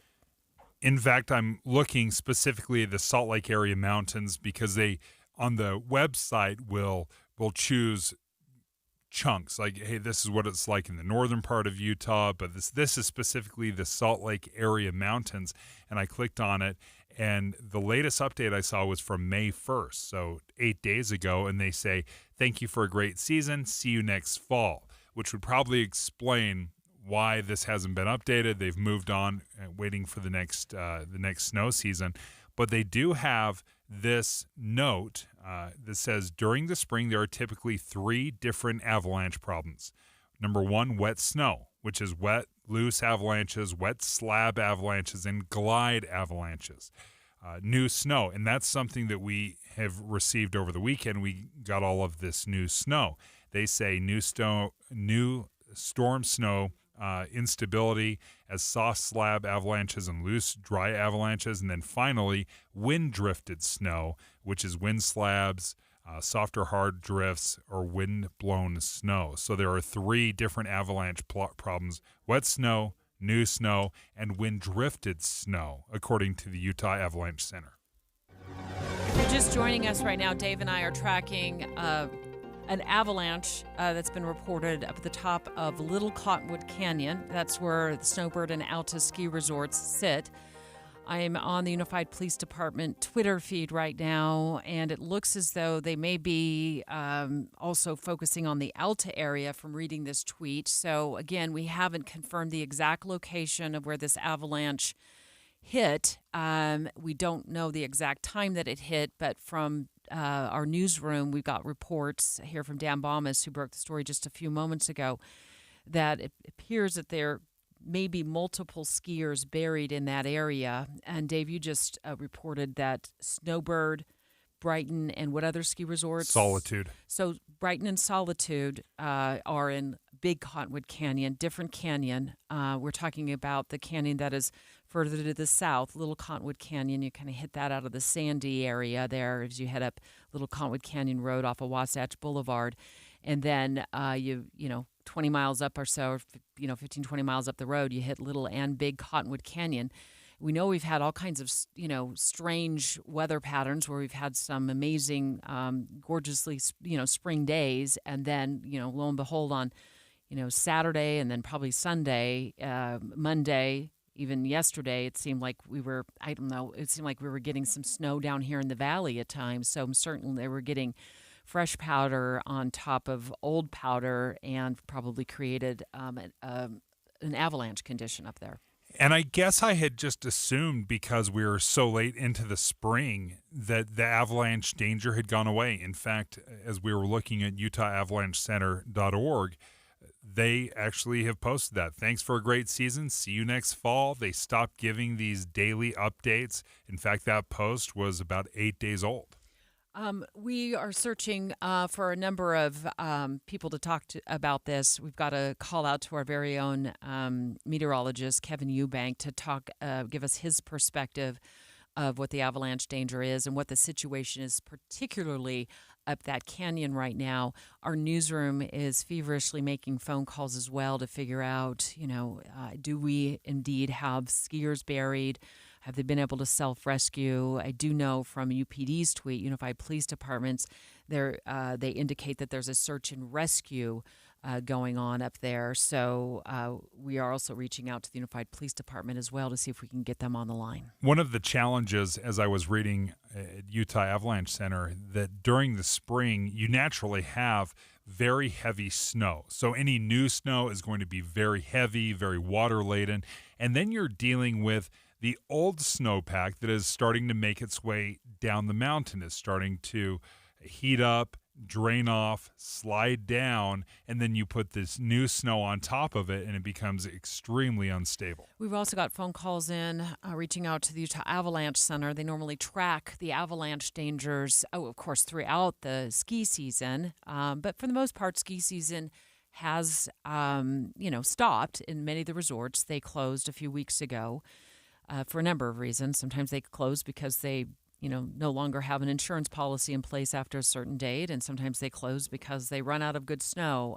But we do know that Snowbird is open.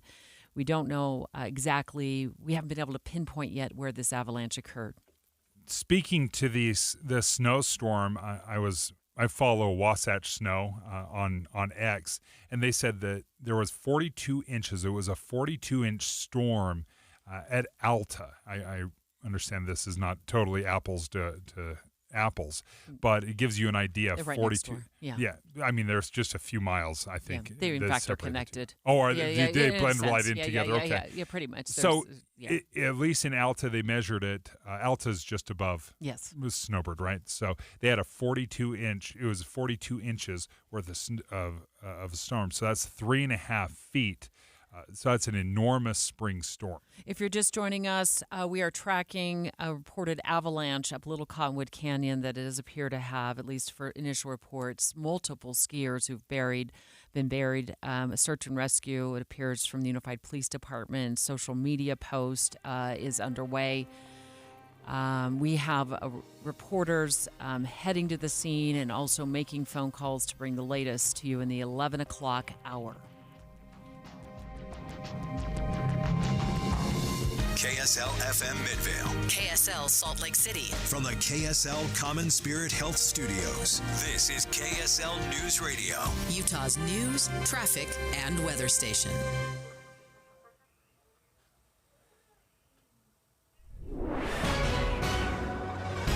It's 11 o'clock at KSL News Radio. I'm Dan Bomas. KSL's top story this hour.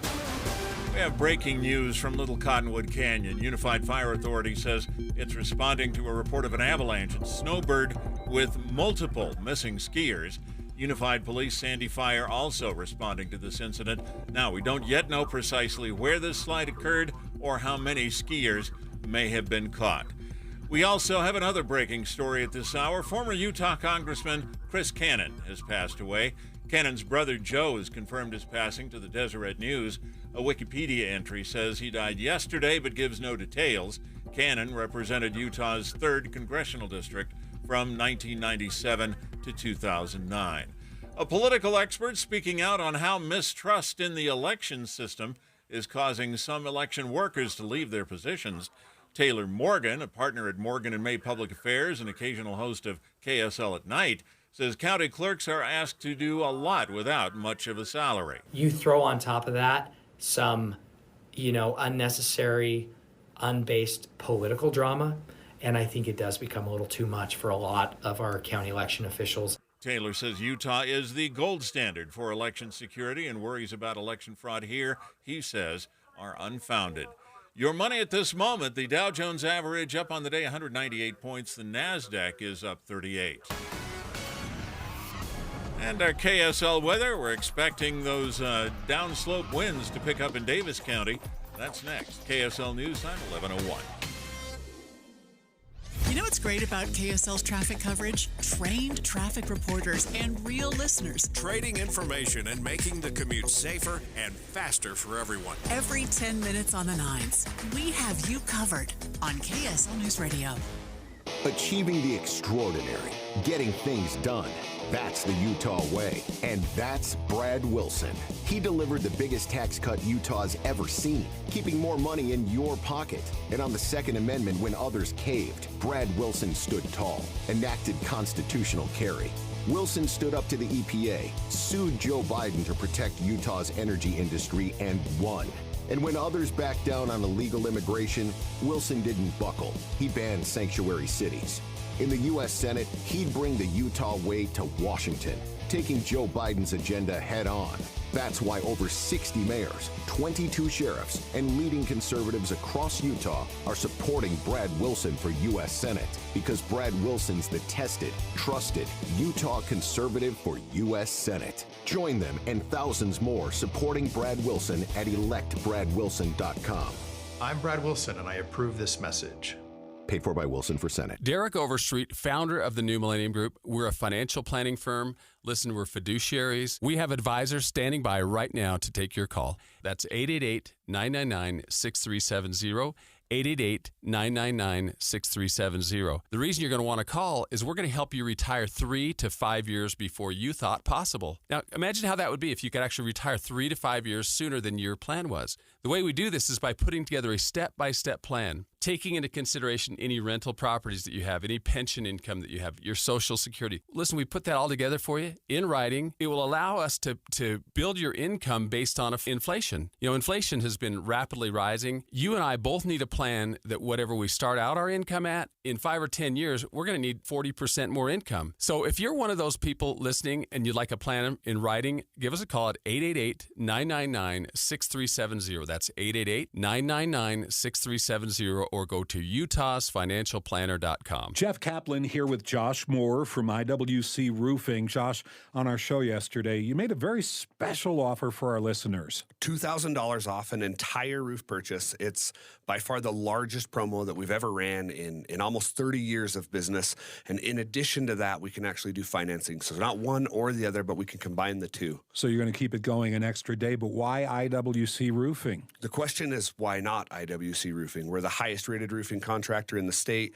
We've been in business for 30 years, and hands down, because of the volume that we do and this additional promo that we're running, we will get you the best value out there on a new roof purchase, guaranteed. And they'll do your entire roof in one day. Get $2,000 off, but you have to call today. IWC Roofing, 801-232-5690, 801-232-5690. That's 801-232-5690, or go to iwcroofingutah.com. Thanks, Josh. You bet. Thanks. We have emergency traffic brought to you by Sinclair's Dino Pay app. Save up to 20 cents per gallon. Here's Ricky Meeks. Southbound I-15 is closed to traffic in Utah County due to a crash with injuries involving multiple vehicles at Pleasant Grove Boulevard. Right now, with all lanes blocked to travel, UDOT and UHP is forcing off all traffic at 5th East American Fork. Again, all vehicles must exit the freeway at 5th East American Fork. If you are stuck in these stop-and-go delays, which now reach back to 2100 North in Lehigh, you may want to consider jumping off the freeway if you are able. If you're looking for an alternate route, you do have Redwood Road to the west of I-15, and then the frontage road and other surface streets like State Street east of I-15. But again, stopped traffic starting in Lehigh at 2100 North due to an accident that has the freeway closed at Pleasant Grove Boulevard. Full steam ahead for Train Day at This Is the Place Heritage Park this Friday. Experience a fun-filled day with trains commemorating the first transcontinental railroad and Golden Spike. Visit thisistheplace.org. Ricky Meese in the KSL Traffic Center.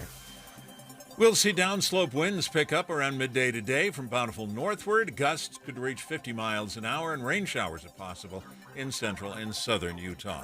Right now, 51 degrees, mostly cloudy. I'm Dan Bomas from the KSL Common Spirit Health Studios. Listen online at kslnewsradio.com. We're Utah's news, traffic, and weather station.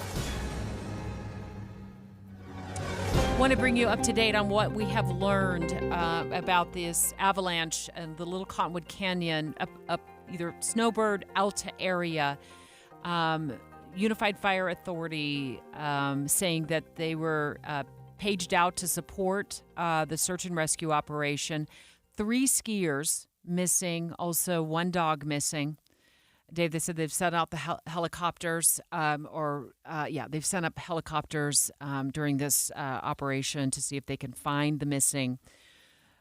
I mean, a lot of things unknown right now. We have a reporter on the way to the area where the Unified Police Department appears to be staging for media. So as soon as we can get more information from that angle, we certainly will. Of course, we're putting in calls here in the newsroom as well to find out more. Remember, this is coming on the heels of a huge snowstorm this weekend.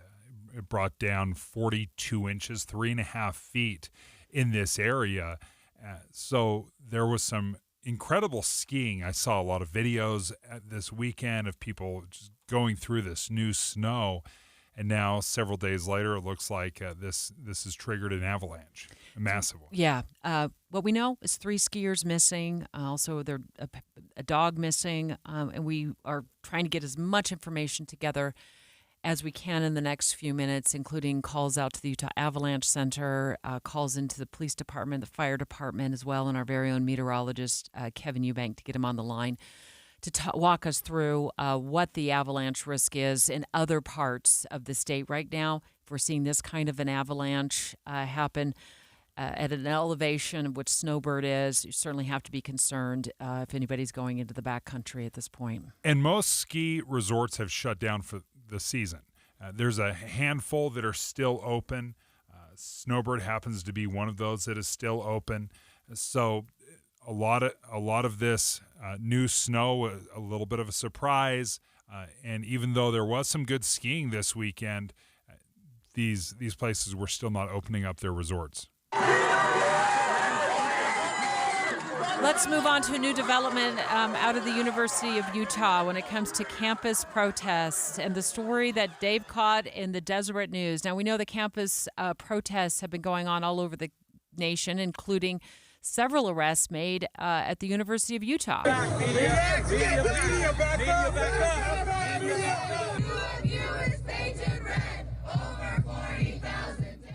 And there were, I believe, 21 individuals that were arrested up at the University of Utah, about 300 protesters in total, 21 arrested. They found that only five of those 21 arrested were students at the University of Utah, according to the Deseret News. But the larger question I have, Debbie, and the reason they were arrested is because they didn't comply with the orders to leave the protest because they had set up encampments. They'd set up tents. And we spoke with Chris Nelson, spokesperson for the University of Utah, right after those arrests were made. He joined the show live to describe exactly what went down. We had 4 hours of conversations with these groups to say, you are welcome to do this. You cannot do this. And again, looking at other universities, the university is not open for camping. We are not open to set up what has happened at Columbia University.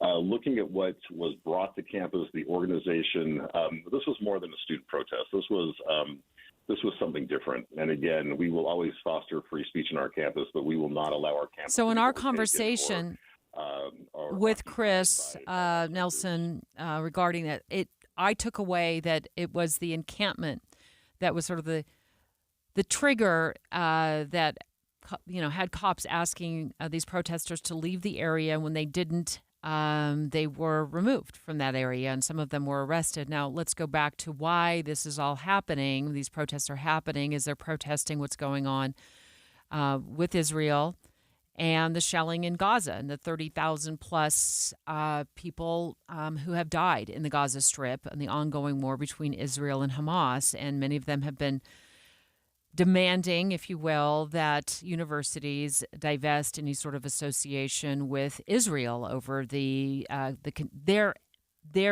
part in this continued war. So set the stage for that. But fast forward, Dave, now to the point where the University of Utah faculty has signed a petition. What do you know about that? 200 faculty and staff members, they published a statement online essentially saying they want to promote, obviously, free speech, create a safe and permissible zone.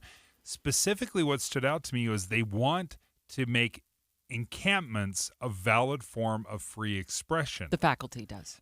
At least this group of faculty and staff, they want the school to change their policy, because right now the policy, as you heard from the University of Utah, is we do not allow camping. Like, that is not a way that we allow when it comes to protests. And they're saying, let's make encampment a valid form of free expression. What do you think? It's slippery because you do have to have parameters, of course, right? Every protest has parameters. You can protest in these areas. You can't restrict movement here. You can't invade places there. There's all sorts of, guardrails in protests. So why encampment? Why is that the one that they're wanting to allow? So I see this from two different angles. First of all, 200 educators, professors at the University of Utah signed that petition. Wow. I mean, it's not 20. It's not 2. Yeah. It's 200. I don't know what percentage of the total number of educators up there. That sounds like a lot. It sounds like a lot. I'm good for you. I mean, for putting your name on a petition.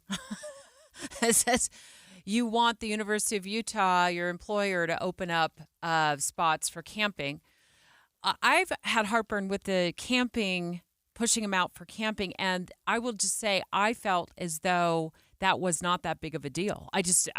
We step over and around campsites frequently all over Salt Lake City. It's just how we have allowed and the homeless prefer in many cases to live. And they're everywhere.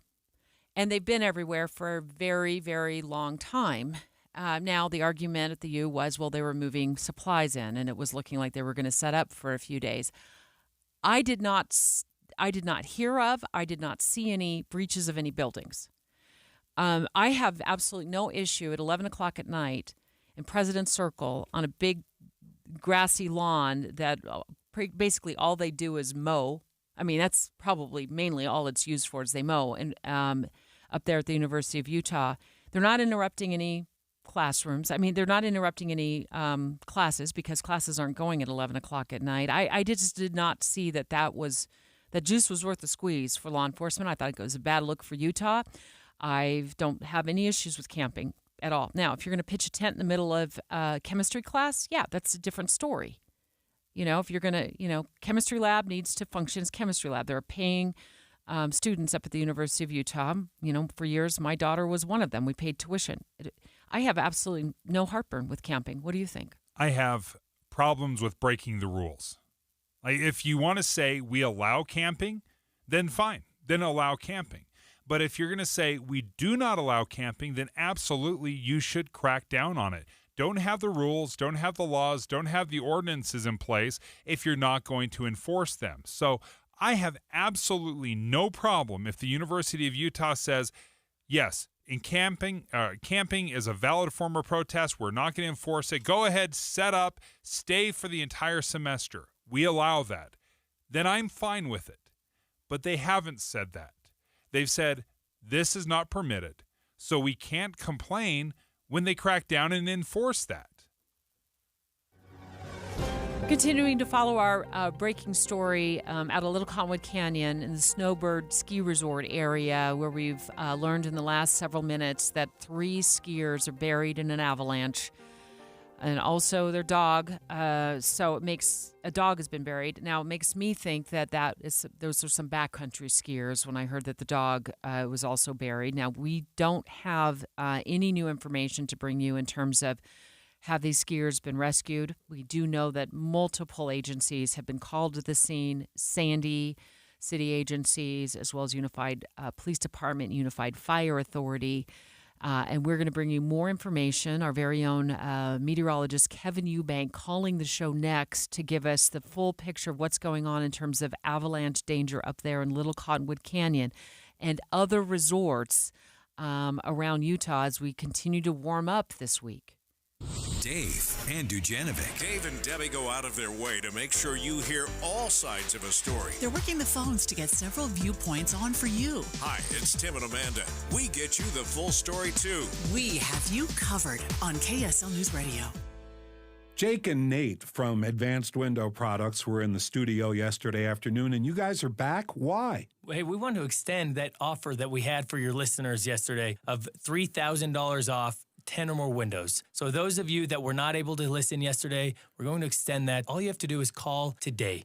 Get on that schedule, and we're going to give you $3,000 off 10 or more windows. Advanced Window Products is a company that's been doing business for 38 years in Salt Lake City. Your opportunity to get new windows that'll enhance the look of your home, your number one asset, and will cut your energy bills, perhaps most important, right? They do cut your energy bills. Yeah, the energy savings will be significant.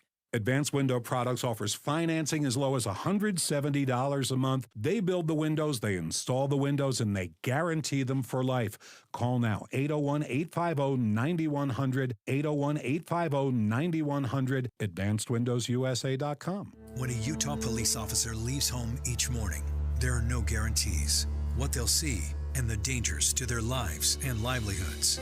This week, an officer left home like any other day and didn't return. KSL will offer complete coverage as Officer Bill Hoosier's life is memorialized in the line of duty this week on KSL News Radio.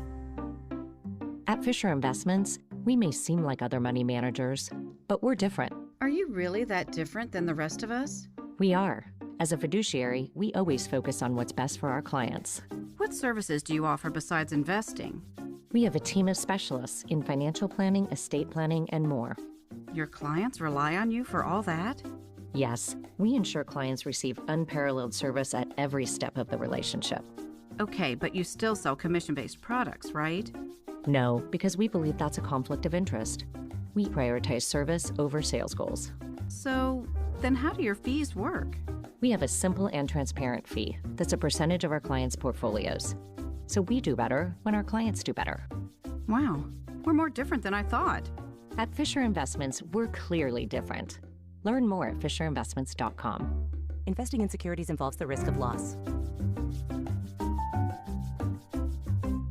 Tonight on KSL. In 1 year, we had over 24 weapons brought onto school campuses. So, as Utah schools search for safety solutions, is AI the answer? There are always a lot of big claims. KSL looks at 3 tech systems being tested in Utah schools right now. It's constantly evolving. To see if the cost is worth the payoff. This has to work when people are full of adrenaline. School security, testing AI tech. Tonight on KSL 5 News at 10.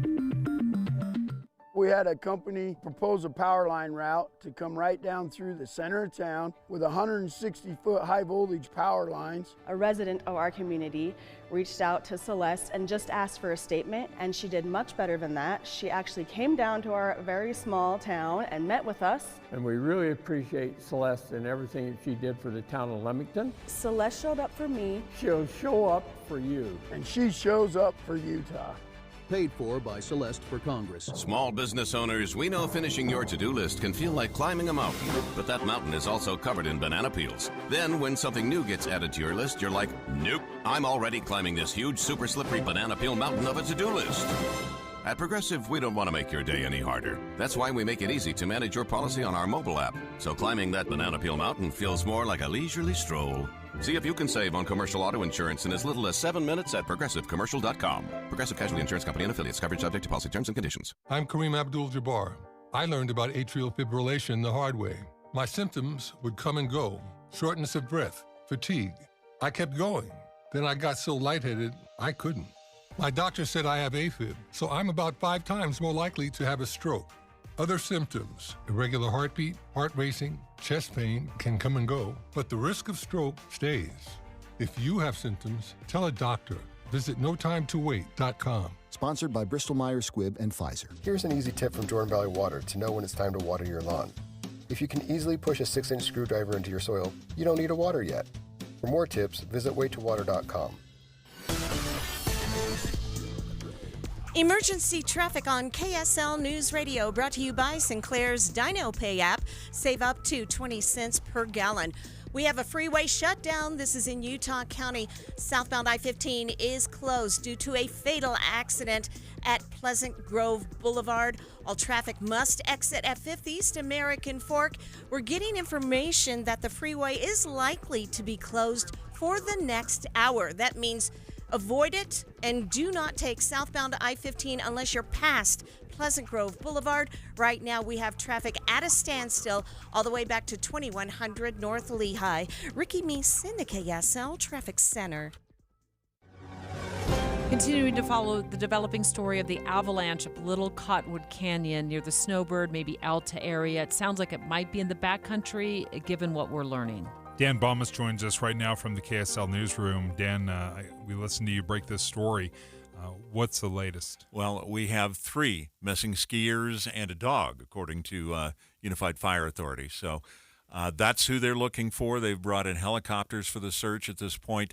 But, again, it appears that this is in a backcountry area rather than inside resort boundaries. That, however, we have not yet confirmed. Okay, that is new information that we're working to confirm at this point. But 3 missing skiers, caught in an avalanche in the Little Cottonwood Canyon, and we're following that right now. Dan, we'll let you run back to the newsroom, gather more information. Make sure you check back with us. Thank you so much. We know you'll have more information at the bottom of the hour as well on those developments. And we don't know exactly how this was reported, whether there was an alert, a beacon, or if someone was able to make some sort of phone call to alert that that this avalanche happened and that people were missing. What we do know is that there's been a lot of snowfall these last few days. Kevin Eubank from the Weather Center joining us now live on the line.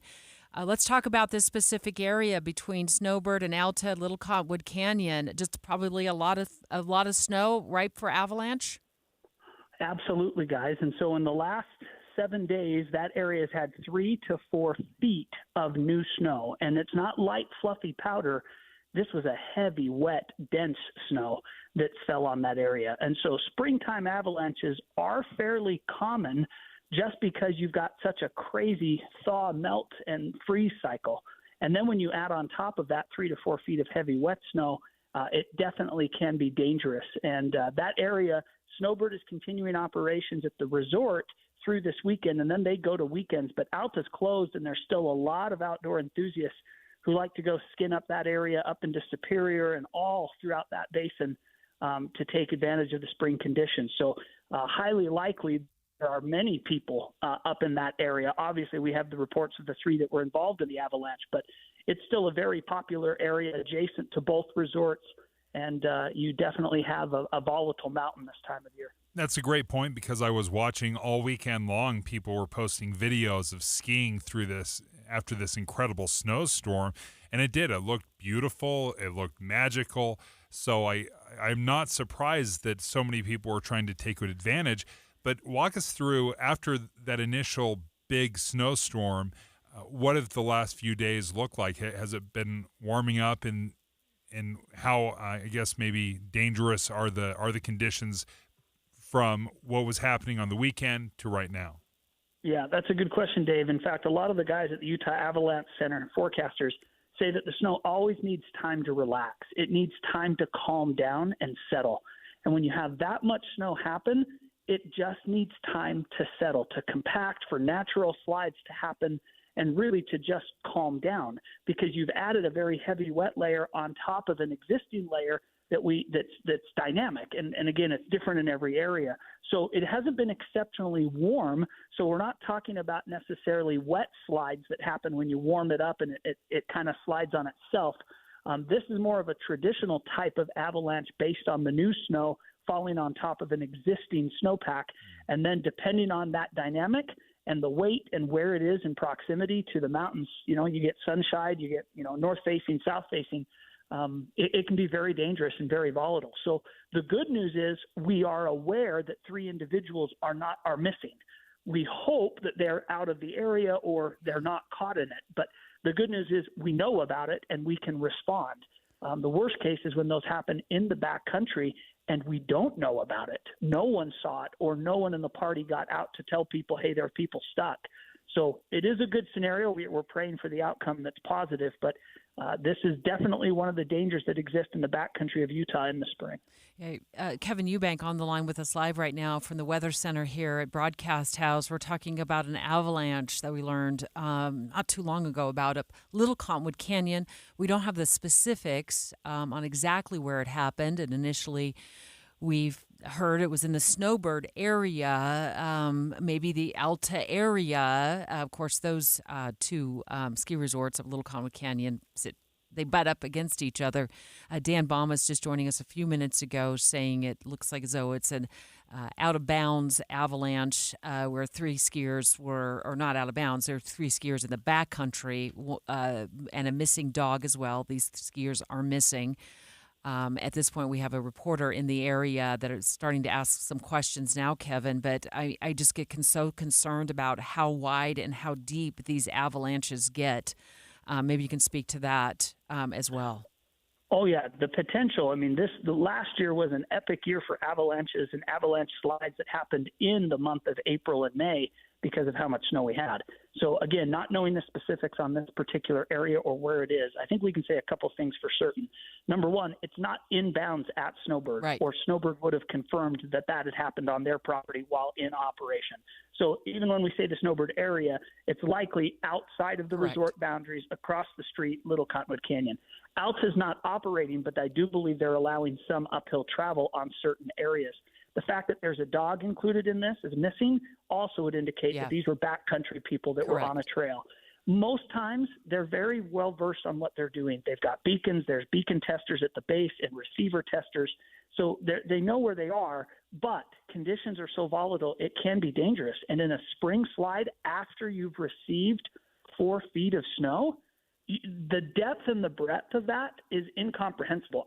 Honestly, without knowing, you just don't know. It could have been a little slide in through a little crevasse or canyon. It could have been a very wide slab that broke loose up on an open field and worked its way downhill. So you just don't know how big it is. But, Debbie, the depth and weight of this snow, it's big. And if someone were to get caught at the base of this, got tumbled or moved, hundreds of feet down a mountain, there's a potential for a lot of physical harm in these kinds of storms.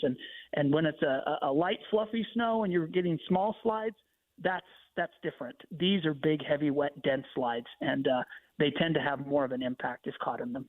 Kevin Eubank, thank you for joining us, KSL meteorologist.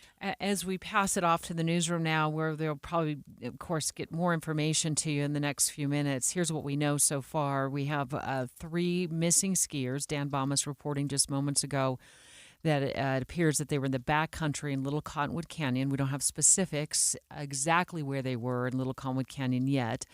The Unified Fire Authority, though, when we contacted them, confirming 3 missing skiers and a missing dog, and meteorologist Kevin Eubank rightfully pointing out that the dog being there would indicate this was a backcountry avalanche, and the skiers are missing. We don't know, like I said, exactly where this happened. We don't know how it was reported to authorities, which is what you pointed out earlier, Dave. But typically, my experience, I have some experience with my own daughter in years past skiing in the backcountry. They go very, very well prepared. Even though those of us who don't ski in the backcountry might not be able to get our heads wrapped around why they do it, which was how this mama felt, they were very, very well prepared. So as we've all indicated here, fingers crossed they're well prepared for an avalanche, and were either able to, ski out, pop out of the avalanche, or they had the proper equipment to help them float. We just don't know. I mean, there's a lot of unknowns here. And Kevin was talking about this at the very end of our interview, the difference between the light, fluffy snow of early or dead winter is so much different than the heavy snow that we have right now. In fact, the wet, heavy snow can weigh 4, 5, 6 times the amount of new, light, fluffy snow. Let's get it to the newsroom so they can bring you an update. It's 11:31 at KSL News Radio. I'm Dan Bomas. KSL's top local story this hour. Helicopters have now joined the search for 3 missing skiers in Little Cottonwood Canyon. Unified Fire Authority says they're missing following an avalanche there, and it reportedly occurred in a backcountry area of the canyon. We haven't yet confirmed exactly where this happened. The canyon has had several feet of snow over the past week. Former Utah Congressman Chris Cannon has passed away. Cannon's brother Joe confirmed his passing to the Deseret News. Now, a Wikipedia entry says Chris Cannon died yesterday, but provides no details. Cannon represented Utah's 3rd congressional district from 1997 through 2009. Our top national story this hour from ABC News. President Biden warning Israel he will halt shipments of offensive weapons if Israel attacks Rafah, the last major Hamas stronghold in Gaza. The president saying he's concerned about the civilians sheltering there. Now, Senator Tom Tillis of North Carolina charging that move violates the Israel aid bill that Congress approved just last month. Hey, how about this, President Biden? Why don't you actually lead and stop making decisions based on polls? Start making decisions based on one of the most solid allies that we have had in the history of this country. In your money at this moment, the Dow Jones average up on the day now 252 points, The NASDAQ is up 44. And our KSL weather looks like we're expecting some strong canyon winds this afternoon. That's next. KSL News Time, 11:33. We hope you have the right app on your phone for news. You probably have dozens. But the KSL News Radio app, well, it makes our live stream super easy. Plus, our talk shows are right there as podcast for your workday. That's the app for KSL News Radio. Yo-yo diets are the worst, and I think we've all been through it on some level where we are very good about losing weight and then we just gain it all back. So when I decided to start the weight loss journey, that was one of the big questions I had for Salt Lake City Fat Loss was, okay, I have no doubt that I can lose weight, but can I keep it off? And they said, yeah, for a few reasons. Number one, there's no surgery, there's no injections, no crazy exercising plans or prepackaged meals. So we're going to teach you the secret to losing a pound of fat a day. I lost 57 pounds in 60 days, and for the last 5 weeks, I've kept it all off because I learned how to eat right. Salt Lake City Fat Loss can give you a free consultation. If you're interested, just go to their website, slcfatloss.com. Results vary, but many clients lose 20 to 30 pounds in just a month or two. Learn more at saltlakeCityFatLoss.com. A slow network is no network for business. That's why more choose Comcast Business. And now we're introducing Ultimate Speed for Business, our fastest plans yet. We're up to 12 times faster than Verizon, AT&T, and T-Mobile. And existing customers could even get up to triple the speeds at no additional cost. All from the company with 99.9% network reliability and advanced cybersecurity. It's Ultimate Speed from Comcast Business, powering possibilities. Don't miss out on our fastest speed plans yet. Get started with internet and security for $49.99 a month for 12 months with a 2-year contract. Plus, ask how to get up to an $800 prepaid card with a qualifying internet package. Don't wait. Call 1-800-501-6000 or go to ComcastBusiness.com to switch today. In 62324, restrictions apply. New customers only with 150 megabits per second internet and security edge. Eco-bill and auto-pay required. Equipment, taxes, and fees extra. Compares Comcast Business 1.25 gig to 100 megabits per second of Verizon 5G Business, AT&T Wireless Broadband, and T-Mobile for Business. Up to 3 times download for existing essential and standard internet customers. Spring is a great time to elevate the look of your home and landscape by adding beautiful flowers to the yard and patio. And pros and hobbyists alike know that the best flowers are grown by Olson's Greenhouse, right here in the mountain valleys of Utah. This is Brian with Olson's Greenhouse, and my family has been growing flowers with love and care for over 80 years. That's 4 generations of a local, family-run Utah business. So whether you're looking to add a pop of color to the back patio or a beautiful flower bed to the front landscape, flowers from Olson's Greenhouse are the perfect finishing touch to make your yard a joy to relax in. Stop by ogg.com or find us on Instagram at Olson's Greenhouse Gardens, where you'll find inspiring photos to get you going on your flower gardening journey. You can also find a local retailer carrying plants from Olson's Greenhouse. That's ogg.com for Olson's Greenhouse Gardens, where you can dream big, dream bold, and dream in color with beautiful plants and flowers from Olson's Greenhouse. Emergency traffic brought to you by Sinclair's DinoPay app. Save up to 20 cents per gallon. Here's Ricky Meese. Southbound I-15 is closed in Utah County due to a fatal accident at Pleasant Grove Boulevard, and it is expected to be closed for at least another hour. If you need to travel southbound I-15 in the upper portion of Utah County, you got to avoid southbound I-15. Take an alternate route. Right now we have stop-and-go delays back to 2100 North Lehigh. If you're already caught in this, all traffic will be forced off the freeway southbound I-15 at 5th East American Fork. Studies show being in nature improves your mental and physical health. Can't get out of the city? Take a nature break at Tracy Aviary in Liberty Park. More information and tickets at tracyaviary.org. Ricky Meese in the KSL Traffic Center. Downslope winds will pick up around midday today from Bountiful northward, and gusts could reach 50 miles an hour. Rain showers also possible in central and southern Utah.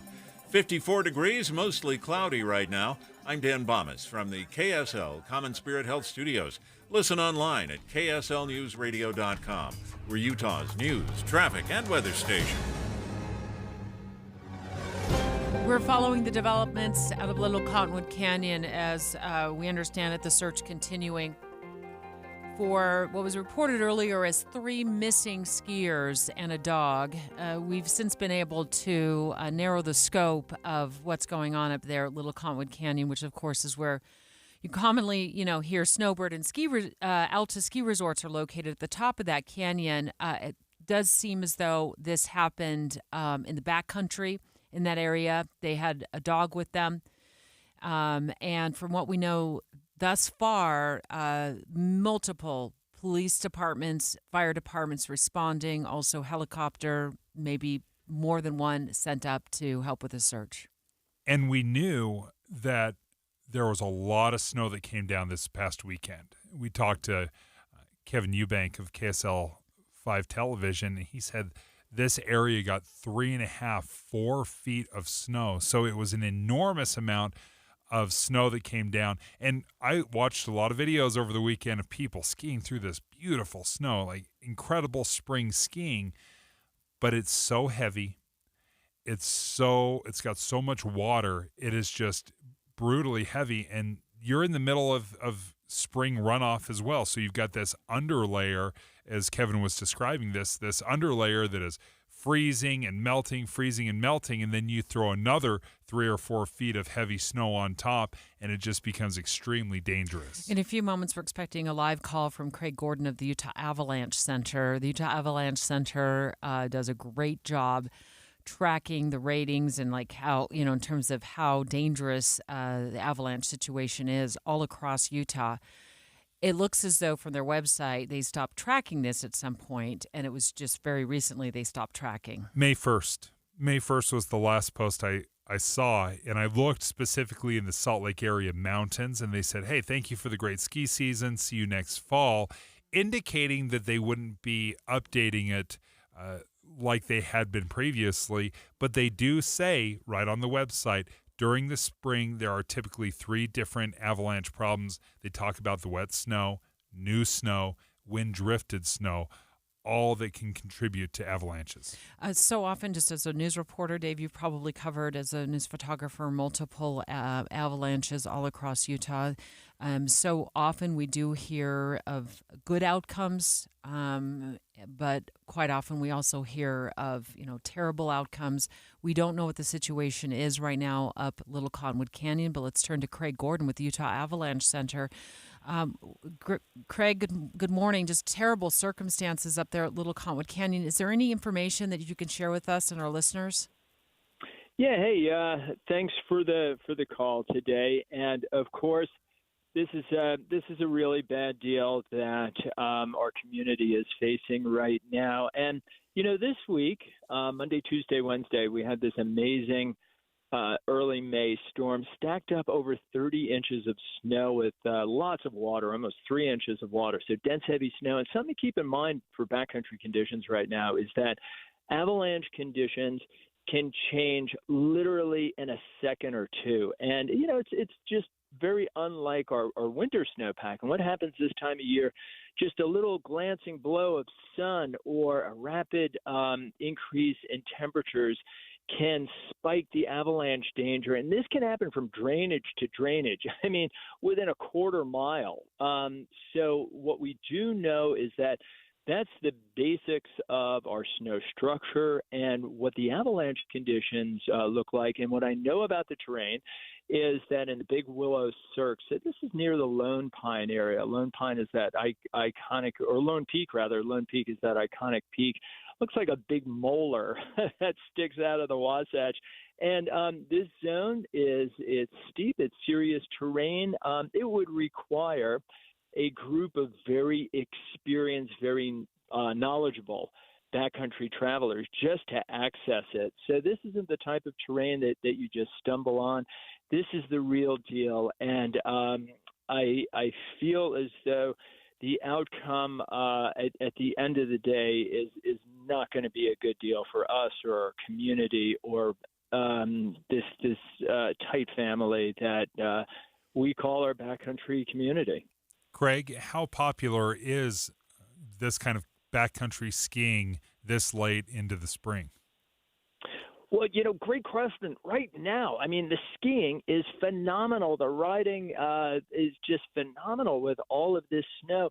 This zone would be very objective driven. So it'd be like this would be a crew that would have this in their sights and say, yeah, today is the day to go out and do this and pull a trigger and go take care of this. So this would be the type of terrain that someone with lots of experience would use as an objective, and it's iconic. It is just classic Wasatch terrain. Craig, we're hearing that there are three that were as part of this search and rescue, 3 skiers and 1 missing dog. Have you heard any different details other than that? Well, I do know definitely 3 people involved, and the real rubber hits the road, boots on the ground details. Right now, I am at the site and watching all of the staging come together. So as there are multiple agencies that are involved, and they're going to fly over the area, make sure first that it's safe to conduct this rescue, and that is the primary concern. And once those details start to come together, I'll be better able to speak to the real real details of what is going down right now. Craig, I'm not a backcountry skier. I do love skiing, but is it common for dogs to accompany backcountry skiers? Yeah, in some areas, people definitely bring their dogs on big adventures, and I wouldn't say it's commonplace, but of course, as companions and going out into the outdoors and into the wilderness and enjoying this amazing place that's right here in our backyard. It isn't terribly unusual, but I would say, yeah, it's a little bit of a rarity. Do you have any information, Craig, that you can share with us regarding what time this happened? I don't have a specific time. I was alerted about 45 minutes ago. And, I would say that putting all of those pieces together, I guess we're a little bit before noon. So, I mean, this objective just to get into the zone would take several hours. Walking to it, on skis or split board. I'm unsure what the method of access was, but I cannot actually pinpoint a time of the incident. But again, I was alerted about 45 minutes ago.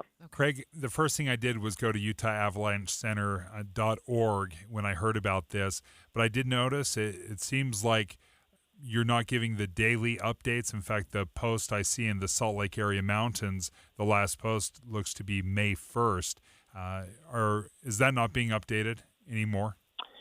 Yeah, and that's not uncommon for us to start to pump the brakes as we get into the early part of the spring. And quite frankly, what we still do is we post observations, and of course that's open source, and anybody can go to that at UtahAvalancheCenter.org, and they can download and take a look at recent observations, what's going on in the backcountry. And this time of year for hardcore backcountry skiers, border snowmobilers, tends to be a very advanced group. So, they can often glean a lot of information out of the observations of other backcountry users that we post, and often make their own decisions based on that. Craig Gordon of the Utah Avalanche Center, thank you so much for calling us. You said you're actually on the scene there.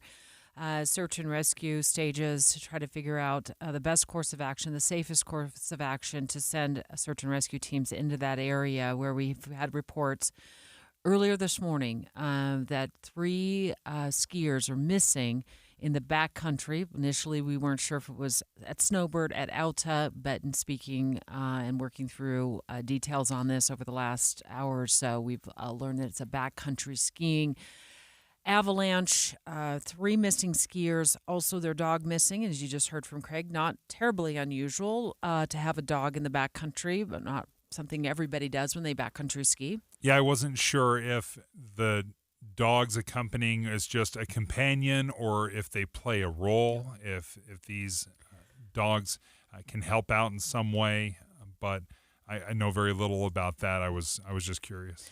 Let's toss it over to the newsroom in just a few minutes to see if they've got more details for you. Dave and Dujanovic. Current events can have a lot of moving parts. Our job is to make it easy to keep up. You're part of a bigger world, so spend 15 or 20 minutes here and be part of it. Join us weekday mornings between 5 and 9 on KSL News Radio. You know, I get it. There's a lot to consider when you're dealing with joint pain, and yet you reach a point where something has to be done because it's preventing you from doing the things you love. You want to avoid surgery because you know there's recovery and downtime. You want to stay away from drugs, but you think, what are the options? Well, listen, the future of medicine is here in the Valley at QC Kinetics. QC is the nation's leader in the most exciting revolution in pain management you've seen in decades. It's regenerative medicine. So if you have achy joints, they want you to know that our bodies were created to heal themselves, but those natural biologics need to be concentrated and sent directly to the area where you are feeling the pain. That's what QC Kinetics is all about. Relief without surgery or downtime. Do this. Call QC Kinetics today and ask about a free consultation, and to learn more, call 385-766-1987.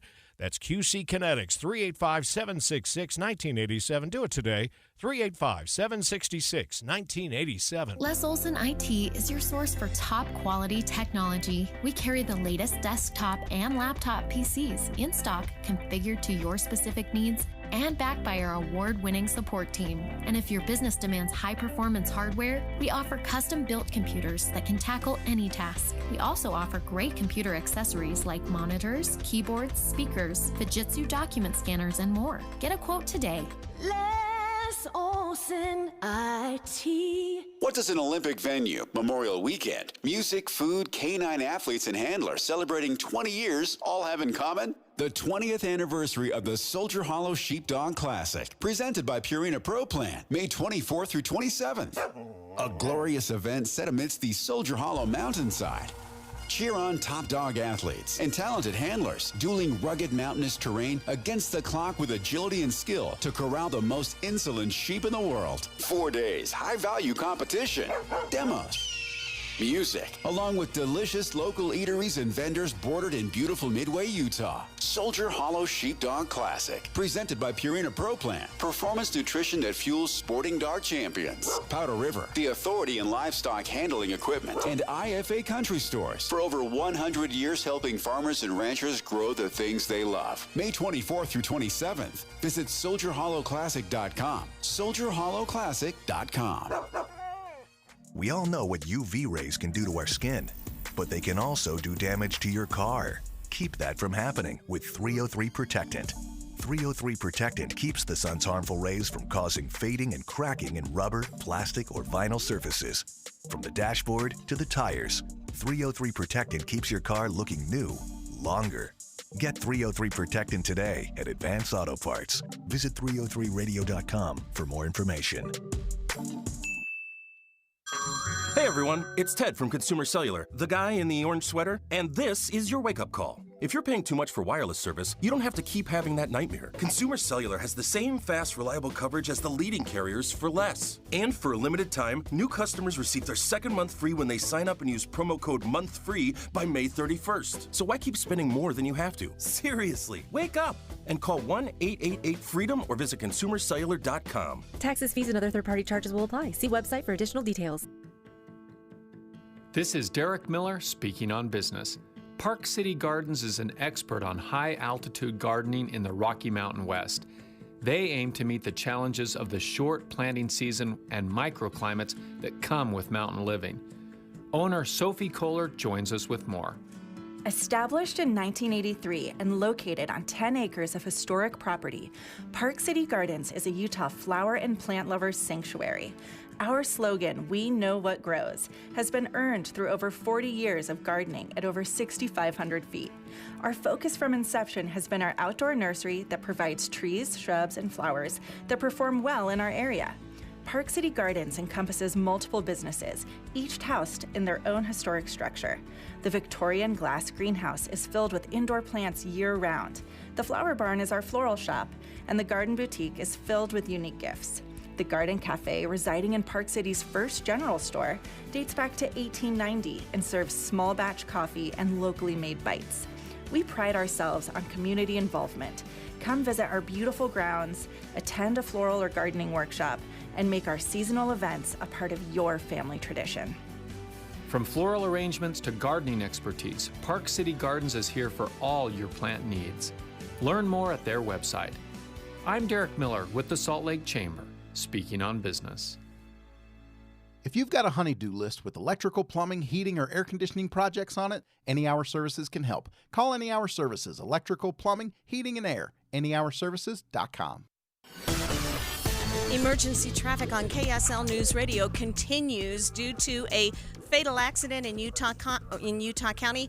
Traffic is brought to you by Sinclair's Dino Pay app. Save up to 20 cents per gallon. Right now, the freeway is completely shut down southbound I-15 due to a deadly accident at Pleasant Grove Boulevard. It's likely to be shut down and remain closed for at least another half an hour. Now, if you are on southbound I-15 at this time, all traffic will be forced to exit at 5th East American Fork. And we still have a parking lot all the way back to 2100 North Lehigh, several miles of stopped traffic. A lot of people are coming southbound I-15 after the point of the mountain and exiting at SR 92 Temp Highway, then heading south to get to State Street by, let's say, Cougar Boulevard. So that's where you're going to see some overflow delays, but at least you'll be moving again for the next half an hour or even hour. You want to consider avoiding southbound I-15 between Lehigh and Pleasant Grove. You can rejoin the freeway in Linden and Orem, and you have good speeds ahead. Ricky Meese in the KSL Traffic Center.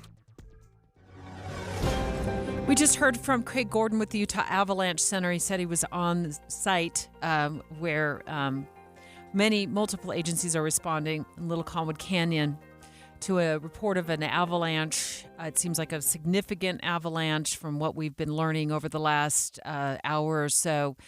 We do know that there are 3 skiers, likely backcountry skiers, and a dog reported missing. Not too long ago, we broke the news here live during our show.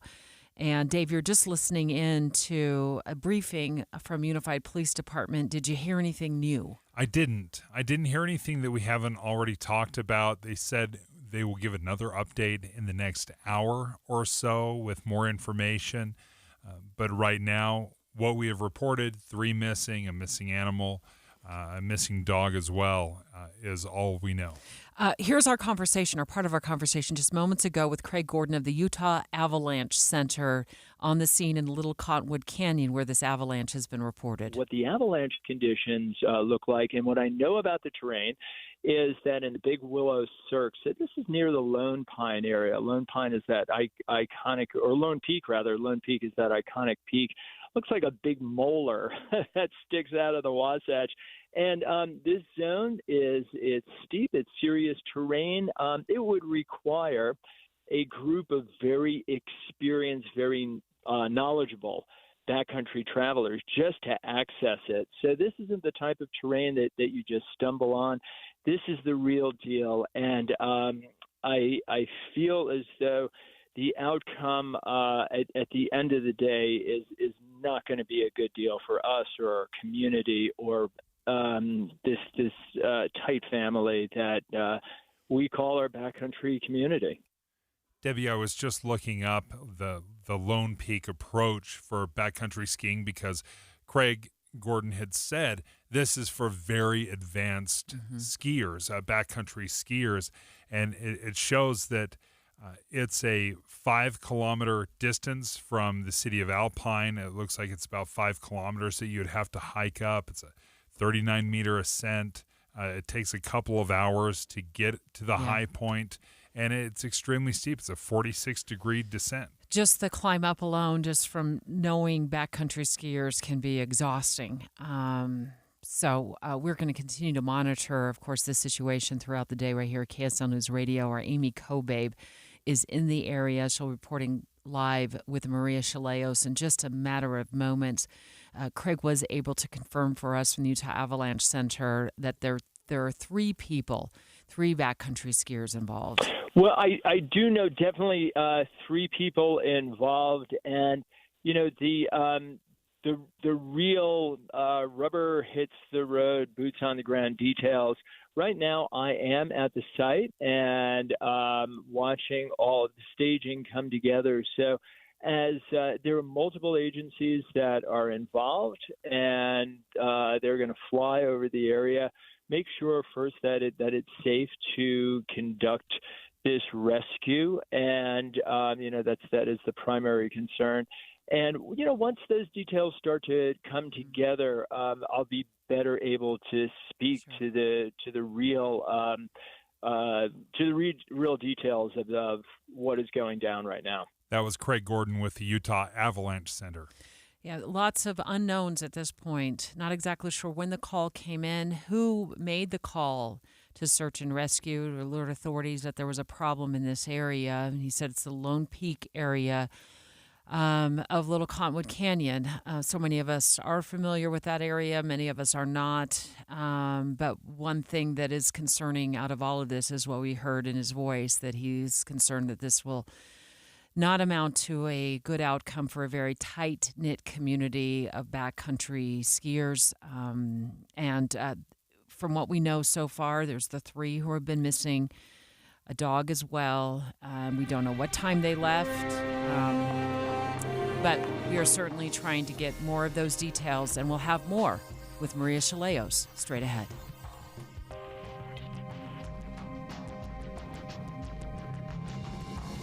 KSL FM Midvale. KSL Salt Lake City. From the KSL Common Spirit Health Studios, this is KSL News Radio. Utah's news, traffic, and weather station.